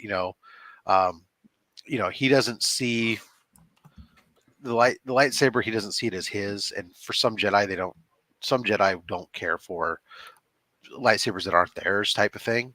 Yeah. But he's learned to fight a different way. And the other concept was, it's been 9 years since he's used a lightsaber. True. All of a sudden, jumping into battle and go with a weapon you haven't used and you're out of practice with, right, may not be the smartest thing in the world. Whereas if his practice has been using, his version of Force Kung Fu, right, then what the hell? Why not? That's what it was. It was effective. I mean, and he's been hanging out with these, a bunch of people that are the little creatures that are the hermit crab people that are pacifists, right? Right. Or not, and so he's doing a non-violent combat or non-lethal form of combat. What he's doing with them. So whatever, it's fine. I'm loving Thrawn too, man. He's like, this is what's gonna happen. We're just gonna get out. He just wants to leave. You can tell. I'm ready to go. He said the primary objective is to escape this galaxy. Yeah. Nothing else matters. Yeah. And the next episode, guess what? He's going to escape the galaxy because we all know everything's built into the Heir to the Empire movie, which will be, of course, against them. Where I'm sure at some point in there we'll get the reveal that Leia's father was Darth Vader, and that gets out and gets used against her, forces her to have to leave the New Republic and form the resistance as the New Republic sees that once Thrawn is defeated, that there's nothing left now, even though the remnants go off to go create the First Order and they're a clone of the Emperor, etc., etc. It's never ending, according to Balin. It's a never ending cycle. Yeah, which is I'm really into. He's the most intriguing because we don't know his, even though he's been described as a mercenary, right? He's obviously not. He's not motivated by money, and he has his own. He's had his own agenda the entire time. He's made it very clear that, and especially in this episend, most recent episode, that we're parting our ways here because you have your objectives and I have a completely different set of different path, right. And he's but we still don't know what that is, other than we have this idea that he's seen a continuous cycle that he wants to break that cycle. Right. To what end? I don't know. I don't to know. What, was so he was like leading to there was something calling him there though. That's what was bugging me. Like there's some type of power or something that he needs to find to break that cycle, and I don't know. We'll see how it plays out. Well, he believes it's there because as he's going back to old. He references the old Jedi stories, right? Yeah, and then he's finding some of these things are definitely like anything else. When you start making connections, you start finding, oh well, this is actually based on reality. What's based on truth, and this place actually does exist. Or hey, these space whales we heard about and told about. Oh, they actually do exist, and they do this, and it's like, oh, okay, so now this may be a real thing. Yeah. No, I love that part of the show. Yeah, this one right now is really intriguing to me because I loved Rebels and I watched all of Rebels, so I was like, "This is great." JLS saying he loves Shin Hati and hopes that they explore her story more. Yeah, it's where did breakout star? Where did she come from? What's her thing? Obviously is somewhat is. I don't know that they'll probably explain that in some book or something instead of actually ever on. But it is it's interesting. Her character is interesting. I did like the whole thing at the end with Ahsoka giving her the option to go and then looking at her kind of confused and then running off. I thought it was kind of interesting, kind of show that she's been only shown one way. She doesn't know anything different, whether or not she has a redemptive arc or not, who knows? Probably not, but she probably just. I think she's, we'll see how she plays out, but I don't think Baylan leaves the planet. I think he stays there obviously, to figure out. Well, I don't think so either because they don't want to. The actor's dead. Yeah. So he's got a limited, short of them recasting, which is possible. There's nothing wrong with that. But as far as that individual character goes, which I think the actor behind the character is a lot of, the popularity of that character, not because he does such a great job, but who knows? All right, I got to take off for work, guys. Work, man. Some of us have to get right on it, Justin. I mean, I could. Are you kidding? This whole time, Justin's been at work. Yeah, possibly because I can't see what's going on with the hands. But anyhow, I really do have to go. I love you guys. Take care. Right. Bye, Cliff. Yeah, I've been at work. I've been at work now for ever since I logged in here. I don't work on Fridays. I got lucky. I do four tens, baby. Live and love the 4 tens. Look at that. You just got way smaller there, Cliff. Oh wait. I'm back. Welcome back. Did you just throw them out the car? Go. No, like the Jetsons, you hit the button and they drop down. Tuck and roll, kid. Tuck and roll. Tuck and roll. Well, Monkey, we just get in the car line because I drop Finn off and have to drive to drop her off separate schools at separate times. So we're sitting there for a few minutes in front of her school, and I just unbuckle her and let her hang out in the front seat with me. So she's easy. She just hops out. Finn, they're freaking insane in his school. Like, they better be buckled up when we get to the car. Why? I'm in a parking lot. We're sitting in school, you idiot. You're not moving. Yeah. When I did that, when Vince was little, I used to go through the car line, and there was like this freaking Nazi woman that was all about, do not open the vehicle. And I was like, word on YouTube. Okay. Crazy woman. How about that? Yeah, this German woman. 1938 German woman. Yeah, she was just crazy. I was like, wow. This bus line's no joke. I think I lasted about a month, and I was like, Vince, we got to figure out another way to get you to school because this isn't going to work. Yeah, dude, I'm like, they're like, they need to be, I'm like, or what? Yeah. Or what? Or you're going to take them out of the car like you're supposed to? Like, or what? Like, I go to monkey school to pick her up, and I'm always one of the first people in the car lines. And there's a literal sign that says pull up to here. If you pull up to the sign, they come out there and they're like looking at cars when they're getting set up. They start letting them like, pull up where, I'm We like, need why are you you another- leaning over like you can't? Like we're on a curb, you can just and you pull up 2 inches. I'm not exaggerating, 2 to 6 inches, like. And then the car behind you pulls up half that distance. Then the car behind you can't even pull up. You know what I'm saying? Right. Because I'm like, dude, I'm not moving. Like I got to the point where they're like, pull up. I'm like, no, I'm not moving. Yeah. I just get out the car and open Monkey's door at that point. Like, no, I'm not moving. I'm not moving 3 inches. It makes no difference. I know y'all really, really like your job, and that's good. But chill. Well, then they changed it. I don't know what they did with redistricting or whatever, but all of a sudden he's like, yeah, you can. You don't have to take him. He's on a bus schedule now, and I'm like, excellent.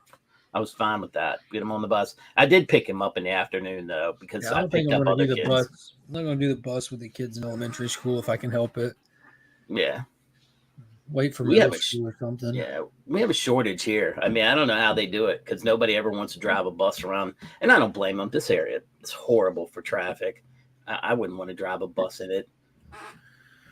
And we have such a big county that it leaves like it's a lot of people in the city, but you get into certain going up into the mountain area, which still covers the county. We had at least in the last 10 years, we've had 3 buses get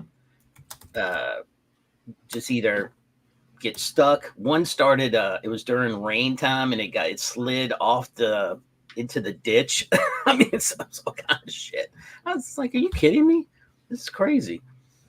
Yeah, I can see that stuff. But hey, going back to the Ahsoka talk, yes, I know like last week was the introduction of Thrawn, and people are like, this is pretty dope. And then there were some memes and some gifts and all that stuff. They're like, I need to see Thrawn do something, like we need him. Like we know Thrawn is like they weren't crapping on the show with the statement. They're just like, we know Thrawn is like the people that know Thrawn know of like how big of a presence he was, but the people who are being introduced to Thrawn, like, show us why everyone else is so like, he's so imposing and he's this great tactician, this and that. And I was going to say this episode they did that.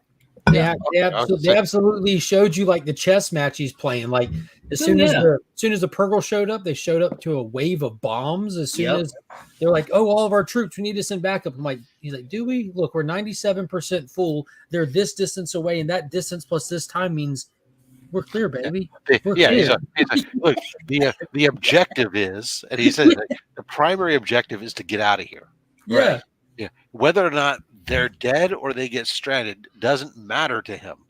It's just what is the objective? Yeah. What is our? And that's the thing. It's like a lot of times they're playing checkers. He's playing chess. Right. Yeah. People get lost in the minutia, and it's like here is the objective. Let's focus on that. How do we achieve that objective? We don't have to win the battles. Right. We just need to delay them because that's what they don't have time for. Yeah. What's in the crates that Thrawn's army is loading are real stormtroopers, or are they held together with witch magic? Like, I don't know. We don't even know if they're stormtroopers. If you watch At Week's End on this show, Sunday nights at 8:30, we went in deep on speculation about that. And I brought up a point that I don't understand how any of them are alive, because if you watch Rebels, which Jim said he watched all of it, loved it, you would know that every single one of those characters, except the Night Witches, traveled through hyperspace just raw, like no protection, not inside a ship. They're like exposed to space. They were completely exposed. The ship was destroyed. It was wide open. The command center was busted open. All of those people that might as well just throw them through hyperspace.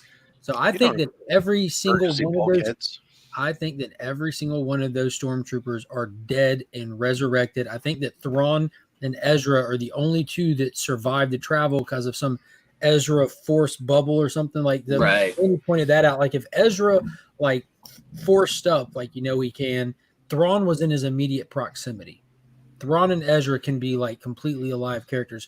Those stormtroopers that are tattered and put back together and beat to hell, I think that's from traveling through hyperspace and getting ravaged by it. Well, I believe in the ability, first of all, a ship of those sizes and stuff, that emergency bulkheads, all these other types of things.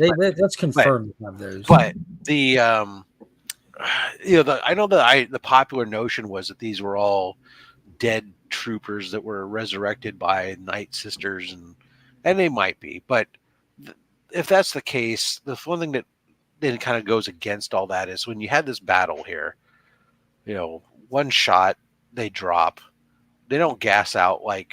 Well, Merrick wasn't a resurrected person. He was a magic entity. That was a containment suit, basically. You know what I mean? That wasn't a body in that suit. We don't know that. These are well, we do because we watched it happen. Like Right. the whole gassing out and He everything. blew up. Yeah. Black smoke death, baby. Well, how do you don't know it's the I don't know. I mean, so I'm just saying is I don't know. If they're already dead and you shoot them once and they die again, I mean, is that really how it works? I don't know. I know that one with the face on it creeps me out. Enoch. Yeah, the little smiley face. He's like, yes, I'll kill him. And I'm like, oh my God, you're creepy.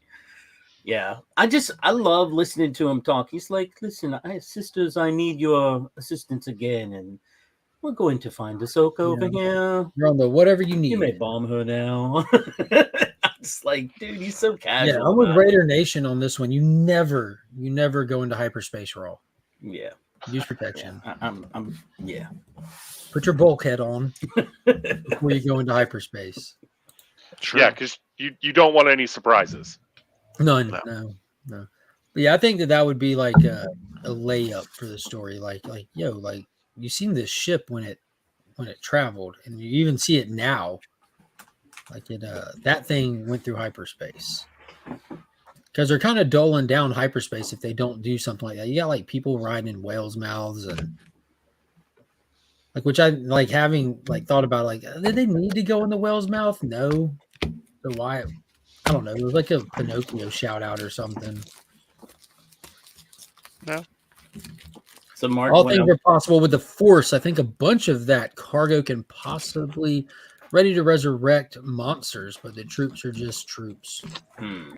What is going on? Marvin's in the chat. What's up, brother? Hope you're doing good today. Be sure to give him a follow on IG. He's the creator of his own comic called The Edge, and he always posts some really cool stuff and progress on what he's got going on. I tend to, with anything comic or superhero related or Star Wars related, I tend to speculate the story well beyond where they're actually going to take it. Like I put way more thought into it, and it's normally just pretty like, yeah.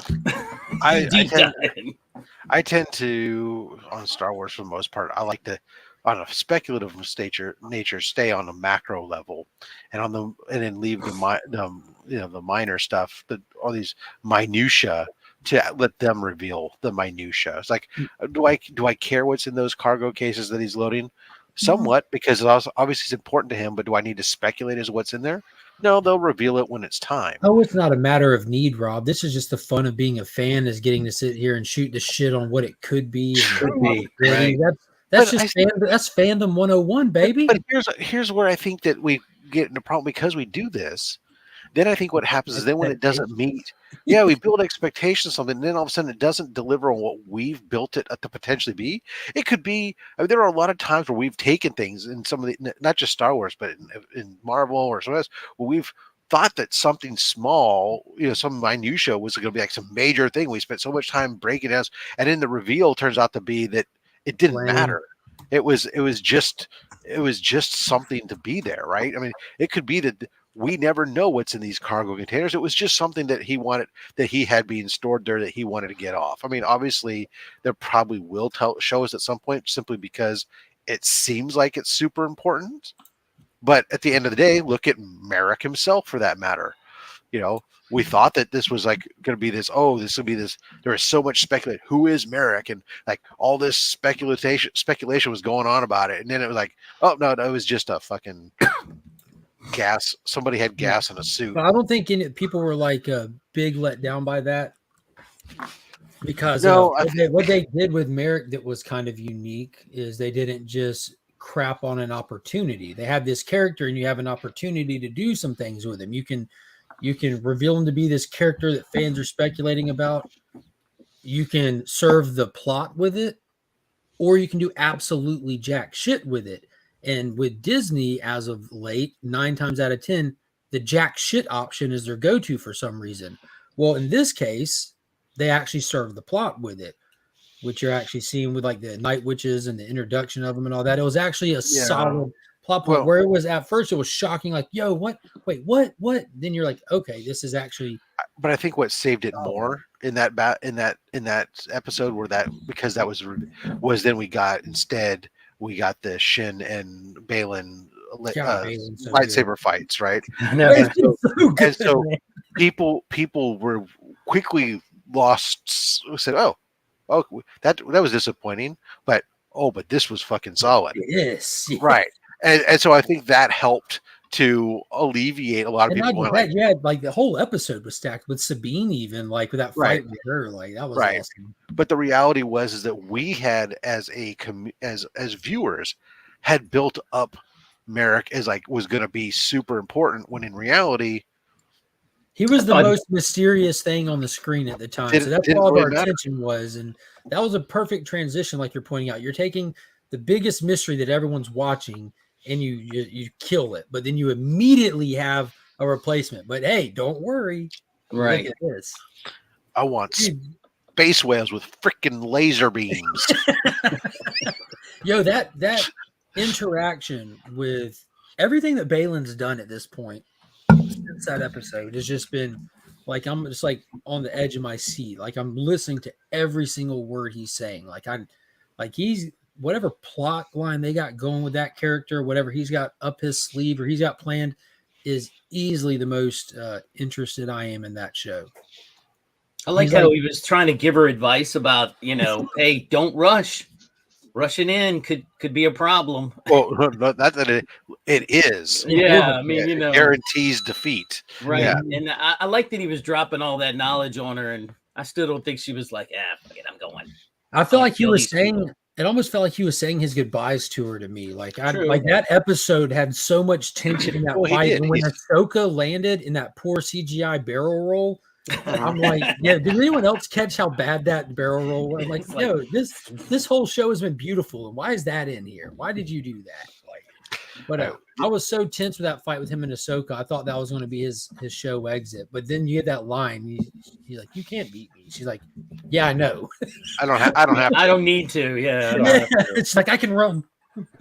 Just need to distract you long enough to get on this rat thing and drive away." I'm like, "No, thank you for not." But he does say his departures to Shin, because he says this is where our paths diverge here at this point. Yeah. This is your ambitions lead you in a different direction, and I hope that's where I love is that he's not confrontational at all. Well, he's not evil, right? Mm-hmm.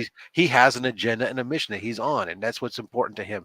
He doesn't give a crap about any of the other politics and everything else that's going on. He's just he has his own things that were shaped by what he's experienced as a Jedi, and by the fall of the Jedi and everything else that he and the rise of the Empire and the fall of the Empire and all this stuff that he just wants to find a way to freaking end the cycle.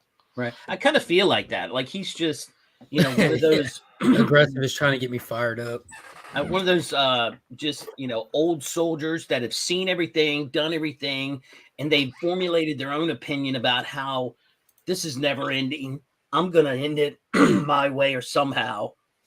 And that's what he's drawn to that planet for. He's sensing something that will help him in the cycle. And I just can't believe there's only one more episode with this much story on the table. I don't know if I don't think you're going to get much story from him. We're not going to. I can tell from the pacing. Yeah. Like everything is in nuggets. Everything is in nuggets with this. And there's like you take 2 steps forward, but they give you like 5 steps worth of story questions, like and leads and everything. And we already know that this is intended to all be like plot fulfilled in a finale film that they're going to do, where all of these elements come together. That's why they're mentioning Mandalore and mentioning all this other stuff. We know like Bo-Katan's story, this Ahsoka story, it's supposed to come to a head, obviously, against Thrawn. Like we're about to get an Empire Strikes Back style ending of this. And the fact that we know, like, for someone who I'm so interested in, like Balin, like, how are they going to wrap or do any justice for this story? Are they already planning a way to do like some kind of animation continuation for him or something? Like, Is there going to be? Are they going to dedicate a book? Is there a book being written right now that is going to hit shelves in a few months to actually give us some kind of something with that, or is it just going to be a plot thread that forever hangs in question mark? I don't know, but when is this supposed movie coming out? Well, the writer's strike ended officially. Right. They can start writing it, and the actors are meeting Monday. When with the writers coming to terms, I can only assume that the actors won't be far behind because you know where your give and take is with the studios at this point, and Right. It'll be a bit still. so Yeah, what I we're would saying think. is no telling. But but judging by the writing, like if it depends on what they do. If they lean into the Disney stock of writers, it could be done tomorrow because they suck. If they lean into Dave Filoni, it can be done tomorrow because he already knows what he wants to do. It just depends Right. on when they want to do it. They needed to stay the hell out of his way. Like that's been proven at this point with The Mandalorian season 1 and 2. And with this, when you don't mess with this guy, he delivers what fans enjoy. There's Right. still a bunch of jaded fans out there that aren't trusting it or not trying it, which I don't blame them. I do not blame them. But if you allow him to like do successfully received and successful shows and quality shows, you will build that trust back up. But you gotta let him do it. He's the guy for Lucas's the chosen job. one.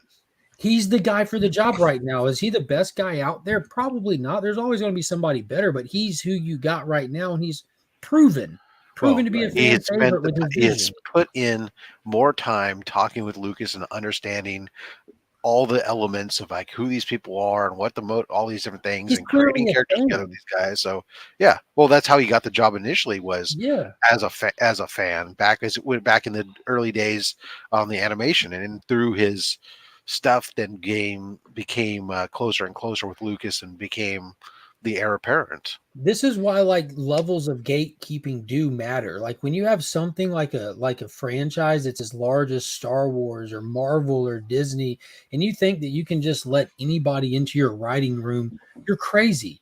Right. You're crazy. Like this stuff's been around for so long. You have no way to or concept of understanding what you're stepping into on any kind of cultural level unless you're coming in as a fan who is coming in with some kind of experience with these characters, some kind of passion toward them or something. You have to bring that to the room or you will fail every time.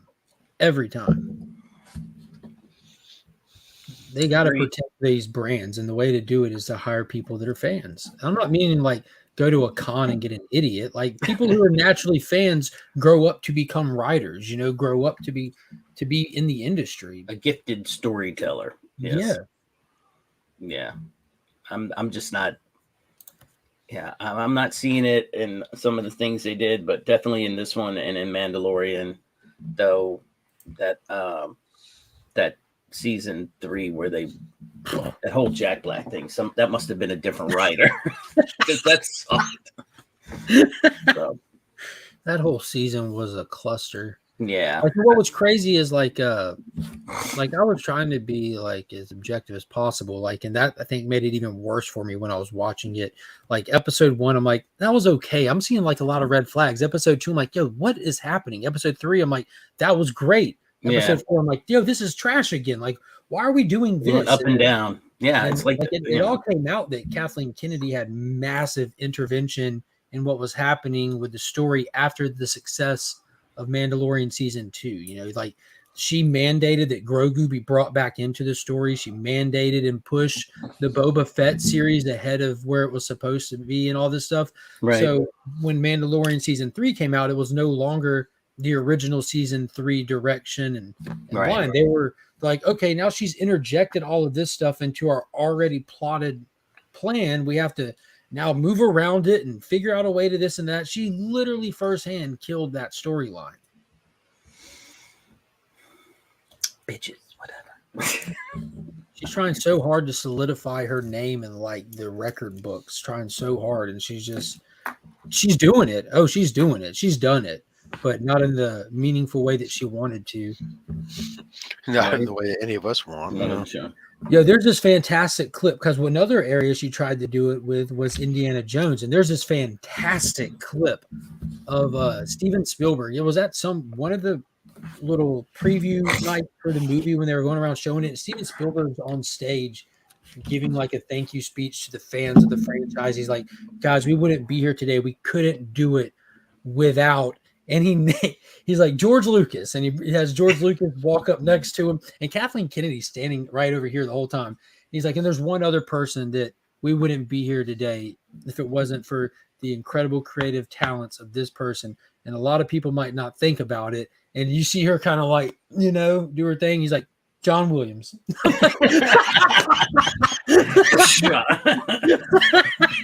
Yo, you just brought the composer into the conversation before. Lord. They know what they're doing. Those two guys are smart. They know how to play that. No, that is some of the best stuff. So is those. Every time people talk about Spielberg and I keep flashing back to when I hear the Kevin Smith stuff where he's talking to Ben Affleck about Ben Affleck got to go to his house that day to George Lucas's place, and I don't know, it was when he was dating what was her name? Remember that story he tells about how he calls up Kevin Smith? It's Thanksgiving. You haven't heard that one? No. So Ben Affleck was dating the Jennifer blonde Lopez. Not Jennifer Lopez. Way before. This was like Jennifer Garner? No. Blonde hair. Was married to the rock guy. Has a daughter named Apple. I think he dated Jobs. Who played Pepper? Gwyneth Paltrow. Yeah, Gwyneth Paltrow. Jesus Christ, I could not think of her name. I think he dated Gwyneth Paltrow in the early years, and Gwyneth Paltrow's family was tight with not George Lucas but Spielberg, and they were having Thanksgiving. So Ben Affleck's over at the house, and they're hanging out, and he calls Kevin Smith to go, "You're not gonna believe this, but these guys are nerds." And he's like, "Yes, they're nerds, but they're kings, they're gods." He's like, "They think that Victoria's Secret is like porn." And I'm like, "That's not porn." And I'm like, he's like, "Who cares? You're in the same room with them. Shut up and quit talking to me. Talk to them." He called the wrong guy, because Kevin Smith would have definitely been, this was way before he was able to get into a room with those guys. But right. I every time, I'm not doing the story justice. It's like on one of his little videos that he did, stand-ups, and I thought it was hilarious because those two guys, they'd be fun to hang out with. I don't care what anybody says. How close of friends like Kevin Smith, Ben Affleck, and Matt Damon seem. Now that him and Ben Affleck buried the hatchet, Yeah. Well, I mean, Ego's such a good fighter because he was trained by Kanan, who was trained by Depa Bilba, and was trained by her, Samuel L. Jackson. It was me, motherfucker. You think Mace Windu wouldn't have his day? Yeah, I love that. Let's go back. One of the best. Kanan was really a Padawan, and when he got, did he really get trained? You know what I mean? Yeah, well, I mean, somewhat. He was a Padawan at that point, and when Order 66 came and he got separated and then lived in hiding and didn't really practice his stuff for a long time. It wasn't until the Rebels he slowly started to. He'd be considered a dark Jedi, right? Like just a rogue. No, not dark, but or the Bogan. Remember? No. Well, he was trained under the Temple, so he wasn't a Bogan necessarily, but he was. He just kind of did his own thing. He was a survivor, and then finally started reconnecting with his Force stuff later on. C-3PO, that was awesome to have him show up. I'm going to disagree on that one. I thought the C-3PO was corny and a cop out. Like they. So yeah, he was great, and I'm glad I think that was cheap and corny. Like the Hera plot line with her you wanted them to dig up Carrie Fisher, Princess Leia. Well, we know they don't have to dig people up to do that. You would have to her. That's what it was. It was a financial decision to bring C-3PO versus Princess Leia into that scene. And either way, using Leia or C-3PO, I thought was kind of just a cheap little tactic. We didn't need it. I feel like this show's been good enough without doing the whole memberberry thing. No. I definitely think that it did need it for a reason, and that part of what they're setting up is this they're continuing to set up this one senator, and where what his agenda is, and the animosity and stuff that's going as a political rival to Princess Leia, or to Senator Organa, because that builds into, as I've said, in the in between stories that have yet to be told, other than in some of the books. At some point, her political rivals decide that they need to take her down because she's too popular. They're against their agendas, and they end up getting the information that Darth Vader was her father, and then bring that to light to discredit her and cause her to have to leave the Senate and to leave the New Republic. And all that's well and good, but in terms of this show, the one that we actually watched, I thought that it was just such a just knock the knees out from under. Like, all right, we know Hera's in trouble. Hera has to answer for this. Yeah, no, she doesn't. We'll just have a little droid just drop the hammer. You don't have to answer for nothing. It's all good. Wipe it away. That storyline's dead. It was just they took that plot line. Oh, we can't bust her down to nothing. We need her. We don't right now, but and it shows that there's these elements that are doing their own thing. And Chopper, dude, like Chopper sits there and gets away with dropping F-bombs in cartoons, television show. Like this droid just sits there and cusses people out for everything they're worth. And like it's the funniest. Just a droid. I see it as serving future plot and laying foundation.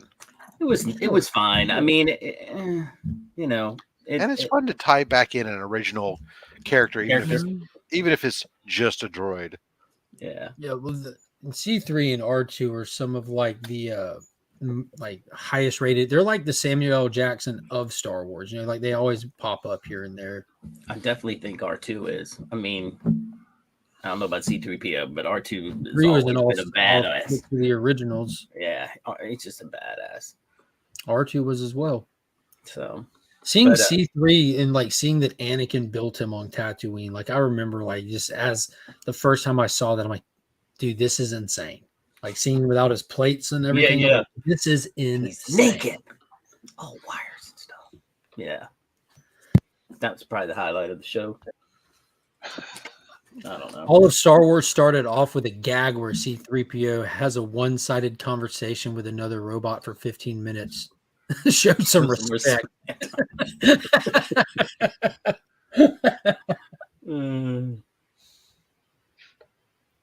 Yeah.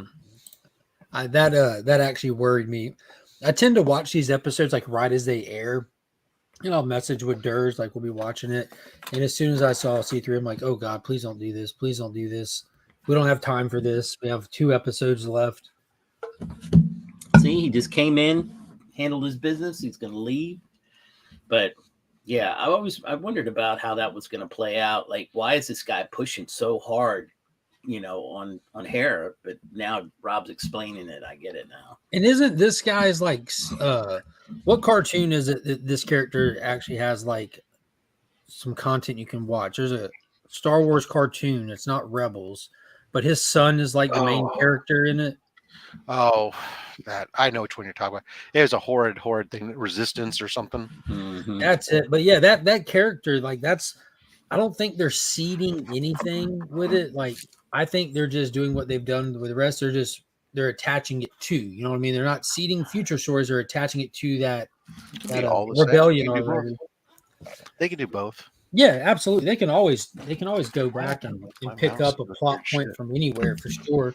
But I think that was their primary focus with this character. We have the Rebels tie-in stuff. We have the Clone Wars tie-in stuff. We have the Resistance tie-in stuff. They're just pulling heavily from everything that maybe not everyone's seen yet. Like now you have more content you can go dive into for context and stuff. Right. Definitely. Jim, have you made your plans? Have you taken off from work yet for December 1st? December 1st? December 1st. No. Why? Oh, for that? No. Is it a Friday? Because I'm already off on Friday. I don't know. It's going to be a limited release kind of thing. It'll probably come out late Thursday, but we'll see it Friday. You'll be good. It is a Friday. Yeah. I mean, I'm sure. Yeah, I'm going to go see that for sure. 100%. What are you talking about? I'm gonna have to keep up with. I mean, I keep up with it already, but I'm on the watch for any kind of like official schedule announcements for it because it's not just it's not an American No. standard release film. It's going to be Fathom evented or something like that. Where I live here, I'm probably gonna have to go down to the next county to see it. That's what we had to do with Shin. When Shin Godzilla came out, we couldn't see it here, but in the next count, I don't know why they do that. I guess it's a theater. That theater had it, but we'll just go down there, and I'm fine with it. It's like 30 minutes, less than 30 minutes down the road, and it'd be fine. But it's just right down the road. But hey, when I was last weekend I was out of town, and we went by this shop called Crazy Jake's, and I picked up some stuff, and he had these pack things you've been ripping, so I bought some. They were only like $1, I'll see if you get any hollow foils. I don't know what is that. I haven't. The 1991 DC Cosmic Cards set. I thought they were cool. They're very cool. He was trying to get rid of them, so I bought them. No hollow foils, just regular. Open the next stuff. one. Let's see what you got. Let's see what you got.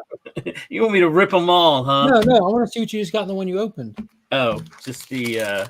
Show the cards you just opened. We got White Raven. Nice. Cool. And if you look on the back of the card and turn it sideways, it tells you the artist for every one of them. Oh, it does. I can't see. Where is it at? It'll be on. If you turn the card on, it'll be on the bottom right. But it'll be by Tom. I can't make out that guy's name. Tom something, and inks by Alve. This is Despero. Nice. I like that one. Rob has his first appearance, I believe. Yeah. Trevor Von Eden and Ray. Oh, here's a very interesting. I didn't know Dove was in DC. Yeah. Hawk and Dove. Hawk and Dove in DC. One of the Titans TV show. Oh yeah. Just because Rob Liefeld creation. Yeah. The original Dove died. Yeah, Hawkman. Wildcat. Nice. I love Wildcat. I never was a fan of this guy. Blue Devil. Blue Devil? Nah. I am a huge fan of this guy, though. Creeper. Nice. Love the Creeper. I don't even remember this guy. Sonar. Yeah, I don't either. What's he in? Look at the back. It'll tell you his first appearance in the yellow box up there. Man, I got to put my other glasses on. Little sonic pistol and everything. Anyway. And then, what are these? Great Battles. Oh, yeah, those are always cool. I don't know what that is. Copperhead. I had his first appearance. I got that in a mystery box. Well, remember, you brought it to Guess That Key one night. It's the only one you could think of to get at the time. Metamorpho. And then the last one, Cyborg. So, yeah, I was going to send a couple to John. Yeah, those are really fun. I started taking all the duplicates that I get and putting them into the new DC Day giveaway. So this Ryan Riley won this week, and I let Monkey, because she walked in here, so I let her just pick out 3 cards for him and there you throw go. them in the back. Throw them in the back. Of course, she picked like the three iconic ones, Green Lantern, Deathstroke, and Wonder Woman. Someone, by the end of giving them away, someone's going to be getting just like the Sonars. You get 3 copies of Sonar. But look, these were not $15, but these were $5 a piece, and they were. Looks like it was $15. Yeah, that's what the cover says, but it wasn't. I think they're just beautiful. For Virgin variants, come on. Those are just. They do not look like virgins to me. They are. They're virgins. Not Maybe dressed not. like that. She's not. Maybe she might be. He's definitely not. He's definitely not. Remy's not. Yeah. He probably should get checked. Gorgeous. He gave me a good price on that. I like that. I had to have that. That's a new book? No. It's not. This is Iron Man 288. This would be. Yeah, but it looks so vibrant. Yeah, he has. Is that like the second appearance of War Machine, or? I don't know. I just Yeah, love the 287 is the first appearance of War Machine. That's the second appearance of War Machine. Yeah. Tony Stark as War Machine So before James Rhodey takes over. yeah, and everything else is just filler books that I needed. But this is funny. I actually need to get that book there, Jim. You should send it to me. Is that right? I just picked up 287. The wife was with me, and she's looking through all the books, and she came up and said, "I want this book. This is the book she wanted." And I said, "Why?" And she goes, "Because I like the stamps." And I was like, "Really? You like the stamps?" And she's like, "Just get me." I hope she cuts them all out. Just get me the book. And, cuts them out and then tapes them down on a glue, or takes a glue stick and glue sticks them down to a stamp collection. Exactly. It's her book. She can do with whatever she wants. She has a whole long box over here that's just hers. It's got a lot of Matt Kent in it because she loves his stories and stuff. Speaking of Matt Kent, Jim. Yes. I don't know if you saw, but this month's Legion loot is being given away Sunday, and inside of that, where'd you get that Legion loot from? All over the place, to be honest with you. It's okay. Piled a lot of stuff, but inside of it, there is a Matt Kent signed book of Berserker #1. Nice. So you should probably tell your wife to subscribe to Legion of Comics on YouTube, then hit that join button to be entered to win this massive. So we have double the odds. Massive giveaway. Double the odds of winning. Yeah. That way. Absolutely.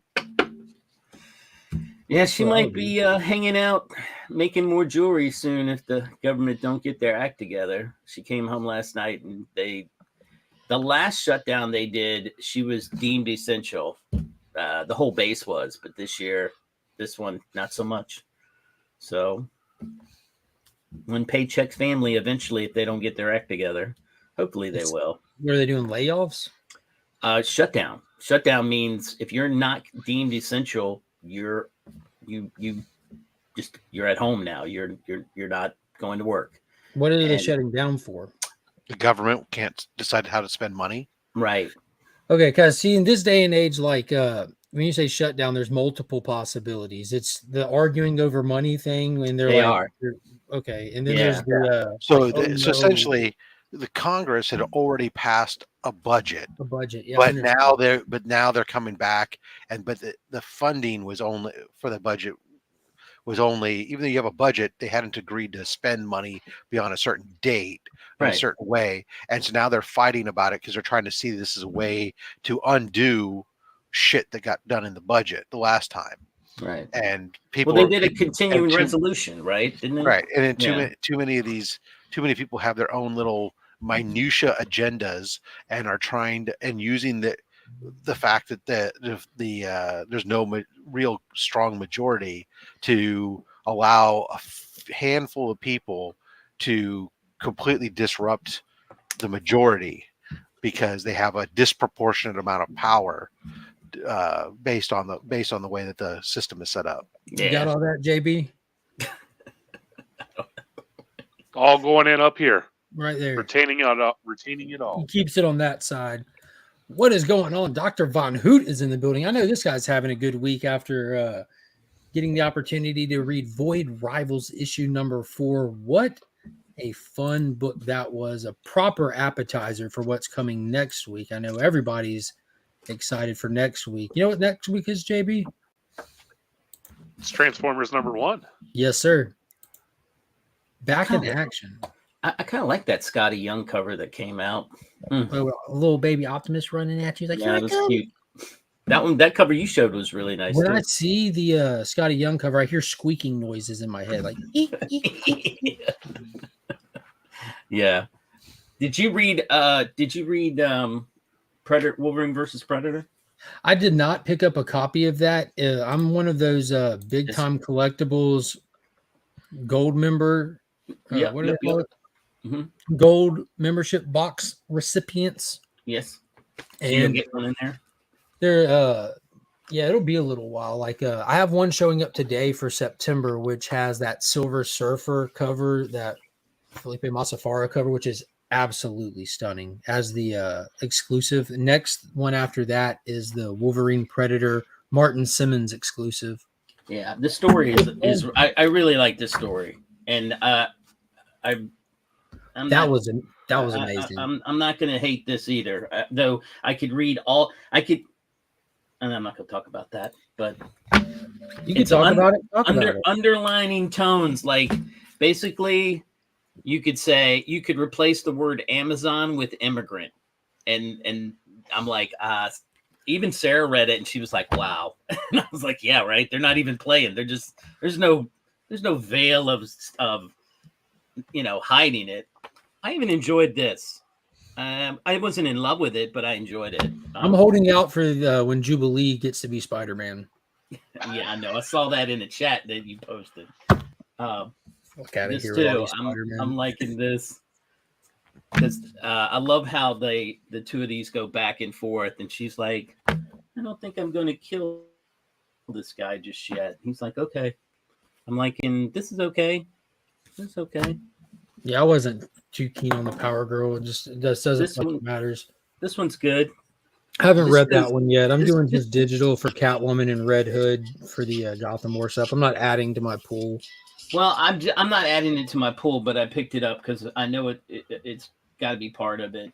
Well, that's all. That's all it is. It's just the 2 issues that'll be tied into the Gotham War. Right. See, that's my problem. They were talking about this the other day on Gary's show last night. Is my LCS? They have all these the League of Geeks, and they're like, okay, put everything you want in your pool in League of Geeks, and we'll get it for you. I'm like, okay, cool. So I put in Hunt, Kill, Repeat, an indie book. Loving it. I put it in there. I was getting it, and then all of a sudden, I'm like, I should have had that issue 4. Where is it?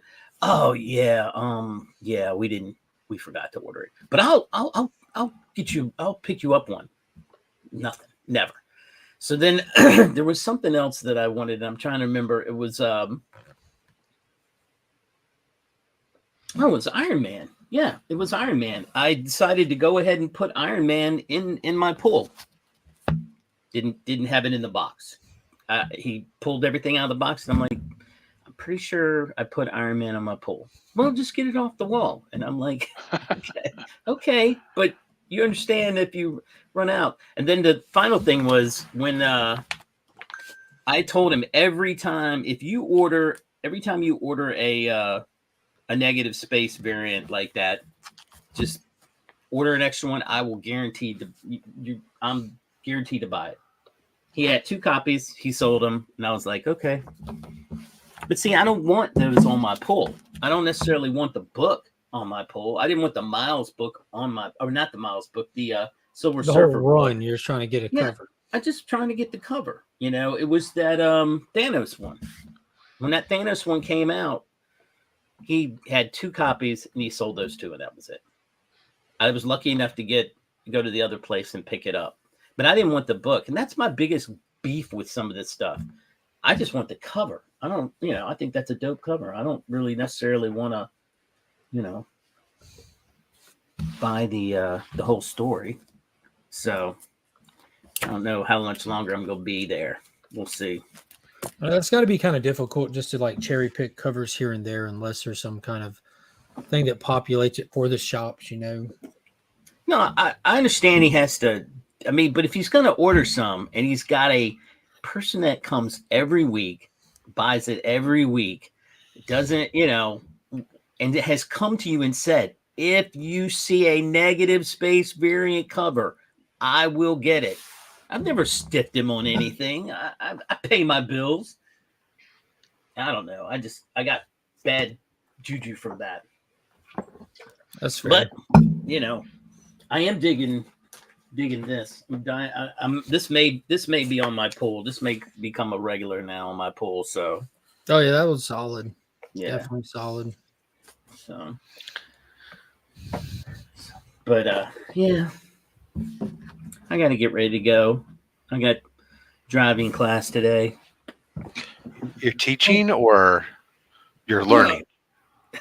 I'm You know, Rob, I got my kid. I'm teaching him. You know, we're going. Seems like a valid question to me. I mean, I thought we talked about this because we had, but I forgot. Yeah, It's your life, not mine. Jesus Christ. We're going out practicing driving, Rob. Yeah, you know, he has to get his license. It's time to get his license. He wants to get his license, but you know, he has to go practice driving. So I have to So be. you guys are going to the range to bring out your 3 woods and get a bucket of balls. That's phenomenal. Correct. Yeah. So we'll get out there and no, we're gonna go to Costco, which is always fun, and then we're going up into the I'm gonna make him drive. It's not the mountains, but it's in the country hills. Yeah, backwoods, whatever. He needs to do some of that. So yeah, teach him how to drive windy roads without and more importantly, when you're on how to use a turnout. Yeah, well, I don't know how it is where you live.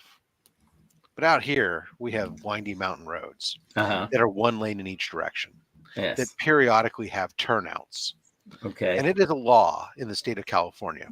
And if you're in California, I want you to listen to this carefully because this is a law that seems to be freaking devoid of people's freaking knowledge. That if you are on a 1 lane road and there are 4 cars or more behind you, you are obligated by law to use a turnout when available to move out of the way and allow the cars to pass you, not drive past it going, oh, look at that, a little turnout, or to pull into the turnout, then accelerate so that way maybe only 1 car gets a chance to get around you, but not slow down and come to a stop to allow all the cars to pass you. This is what the law says. Fucking follow it, people. Sorry, I get having you grown up on drive those mountain roads. I never knew Rob was so passionate about turnouts. I'm glad we've covered this. Hey, I drive those roads very fast because I grew up on them. I learned how to drive on them, and I understand that for people who aren't, they're going to drive very slow. But it doesn't mean you can't use a turnout. And I will not ride your bumper. I will give you space until you pass the first turnout. Right. Then I'll start to be a little bit more irritated. Then come that second turnout that you blow right past and don't bother to use, even though I'm flashing my passing lights and everything else at you now at this point. Yeah, passing lights? Do they go on the roof or what? Your headlights. Well, you're just flashing your lights. Yes, that's called That's called passing lights. It lets people know that you wish to pass. Yeah, they don't listen to that, do they? Yeah. No. Then after that second time they blow past the turnout, then I'm like, all right. Now I'm riding your fucking ass. Well, he would definitely be the one to get over, I'm sure, because he's good for him. I don't have a problem with the speeding. He doesn't speed. I'm more concerned with keeping pace with everybody else. I understand that. My son is. We were just talking about the other day, like because he's been driving for years now at this point, but he is too passive. He's not, and he's like super cautious of it, too passive. So it's like you sit there like him, and sometimes you're like paranoid that you're gonna get obliterated because he's too passive in his driving. Well, and that could cause an accident itself. That's why I've tried to tell him, he's like, I don't want to speed. Everybody's speeding. I'm like, yeah, but by not speeding, you could cause an accident. By not keeping pace, if everybody's speeding, you're keeping pace with what's happening around you. Yeah, but that's not an excuse. It's not an excuse for not getting a ticket.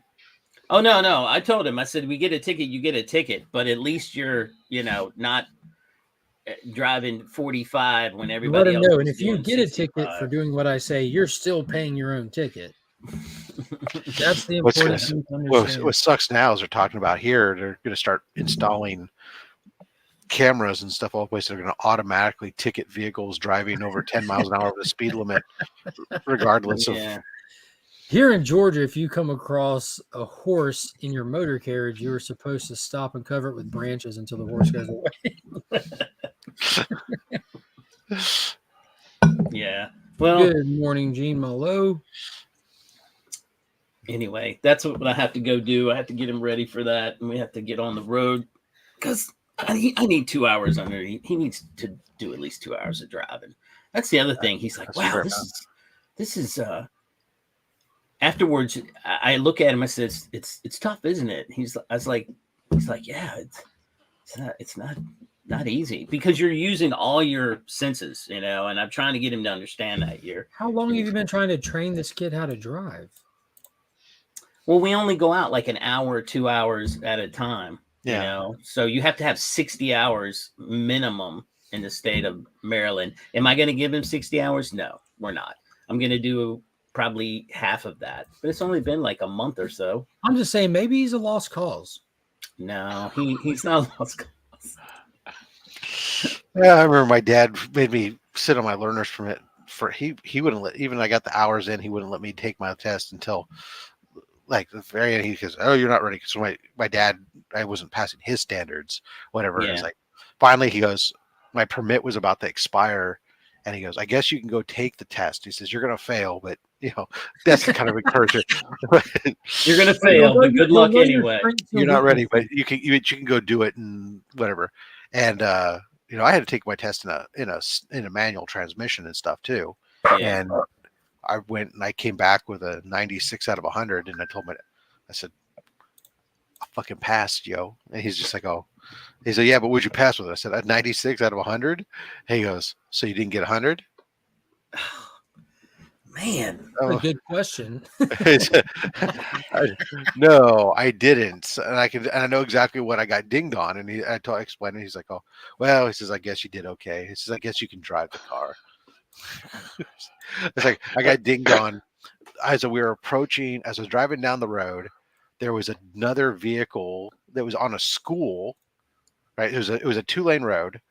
On the opposite side of the street, there was a school, and there was a maintenance truck that was moving towards the street, but it wasn't even in a driveway or anything else. It wasn't going to like hop off the curb and just fly out. And the instructor thought I didn't slow down enough, even though we were already in a 25 zone.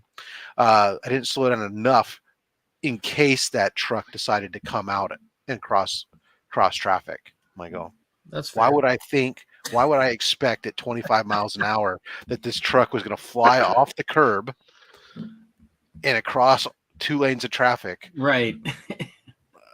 Whatever. Wow. Man, you have held on to this for a long time. Does it feel good to like talk Get that about off it? your chest, yeah. Yeah, always. To let people know that no, I should have had perfect score. Yes, 100%. Damn. that yes, it's true. I am a great driver, and everyone else is fucking bad. That's my proof.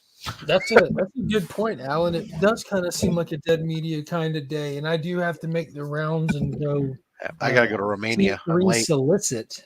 I'm late for Romania, so guys, Rob, I'll miss you. I know, and I'll miss you too. Rob. Justin I'm Birch, gonna go. I have one message for you. A good Fucking one. write faster, you son of a bitch. You got a lot of work to do. Yeah, that's valid. Copy paste faster. Yes. Shh. No. You remember, you're writing. You're lettering. You're lettering. I'm With gonna the hop pencil. off here and find something productive to do. Got a lot to do. So yeah, we'll kill this. Alan, hit me up if you let me know what time you're planning on heading up there and all that kind of jazz. Probably can do that. And everybody, be sure to check out the Comics Curing Cancer. Streams are already set across the board. Everyone who's hosting a show, the lineup hasn't been shared and everything, but all those streams are there. Search Comic Curing Cancer. Start turning on those alerts. Follow people. All that good stuff. There's some massive more news to be announced. We had our weekly C3 conference call last night, and some massive cool news was dropped. And set those calendars. And until then, though, I'll see you guys Sunday night at 8:30 right here for At Week's End. We're going to draw for the live winner for the Legion loot box. It's ridiculous. It's huge. It's huge, as Jim likes to say. I'm gonna win. That's going to do it for this time. We'll see you guys next time. As always, I'm Mark. We are Legion.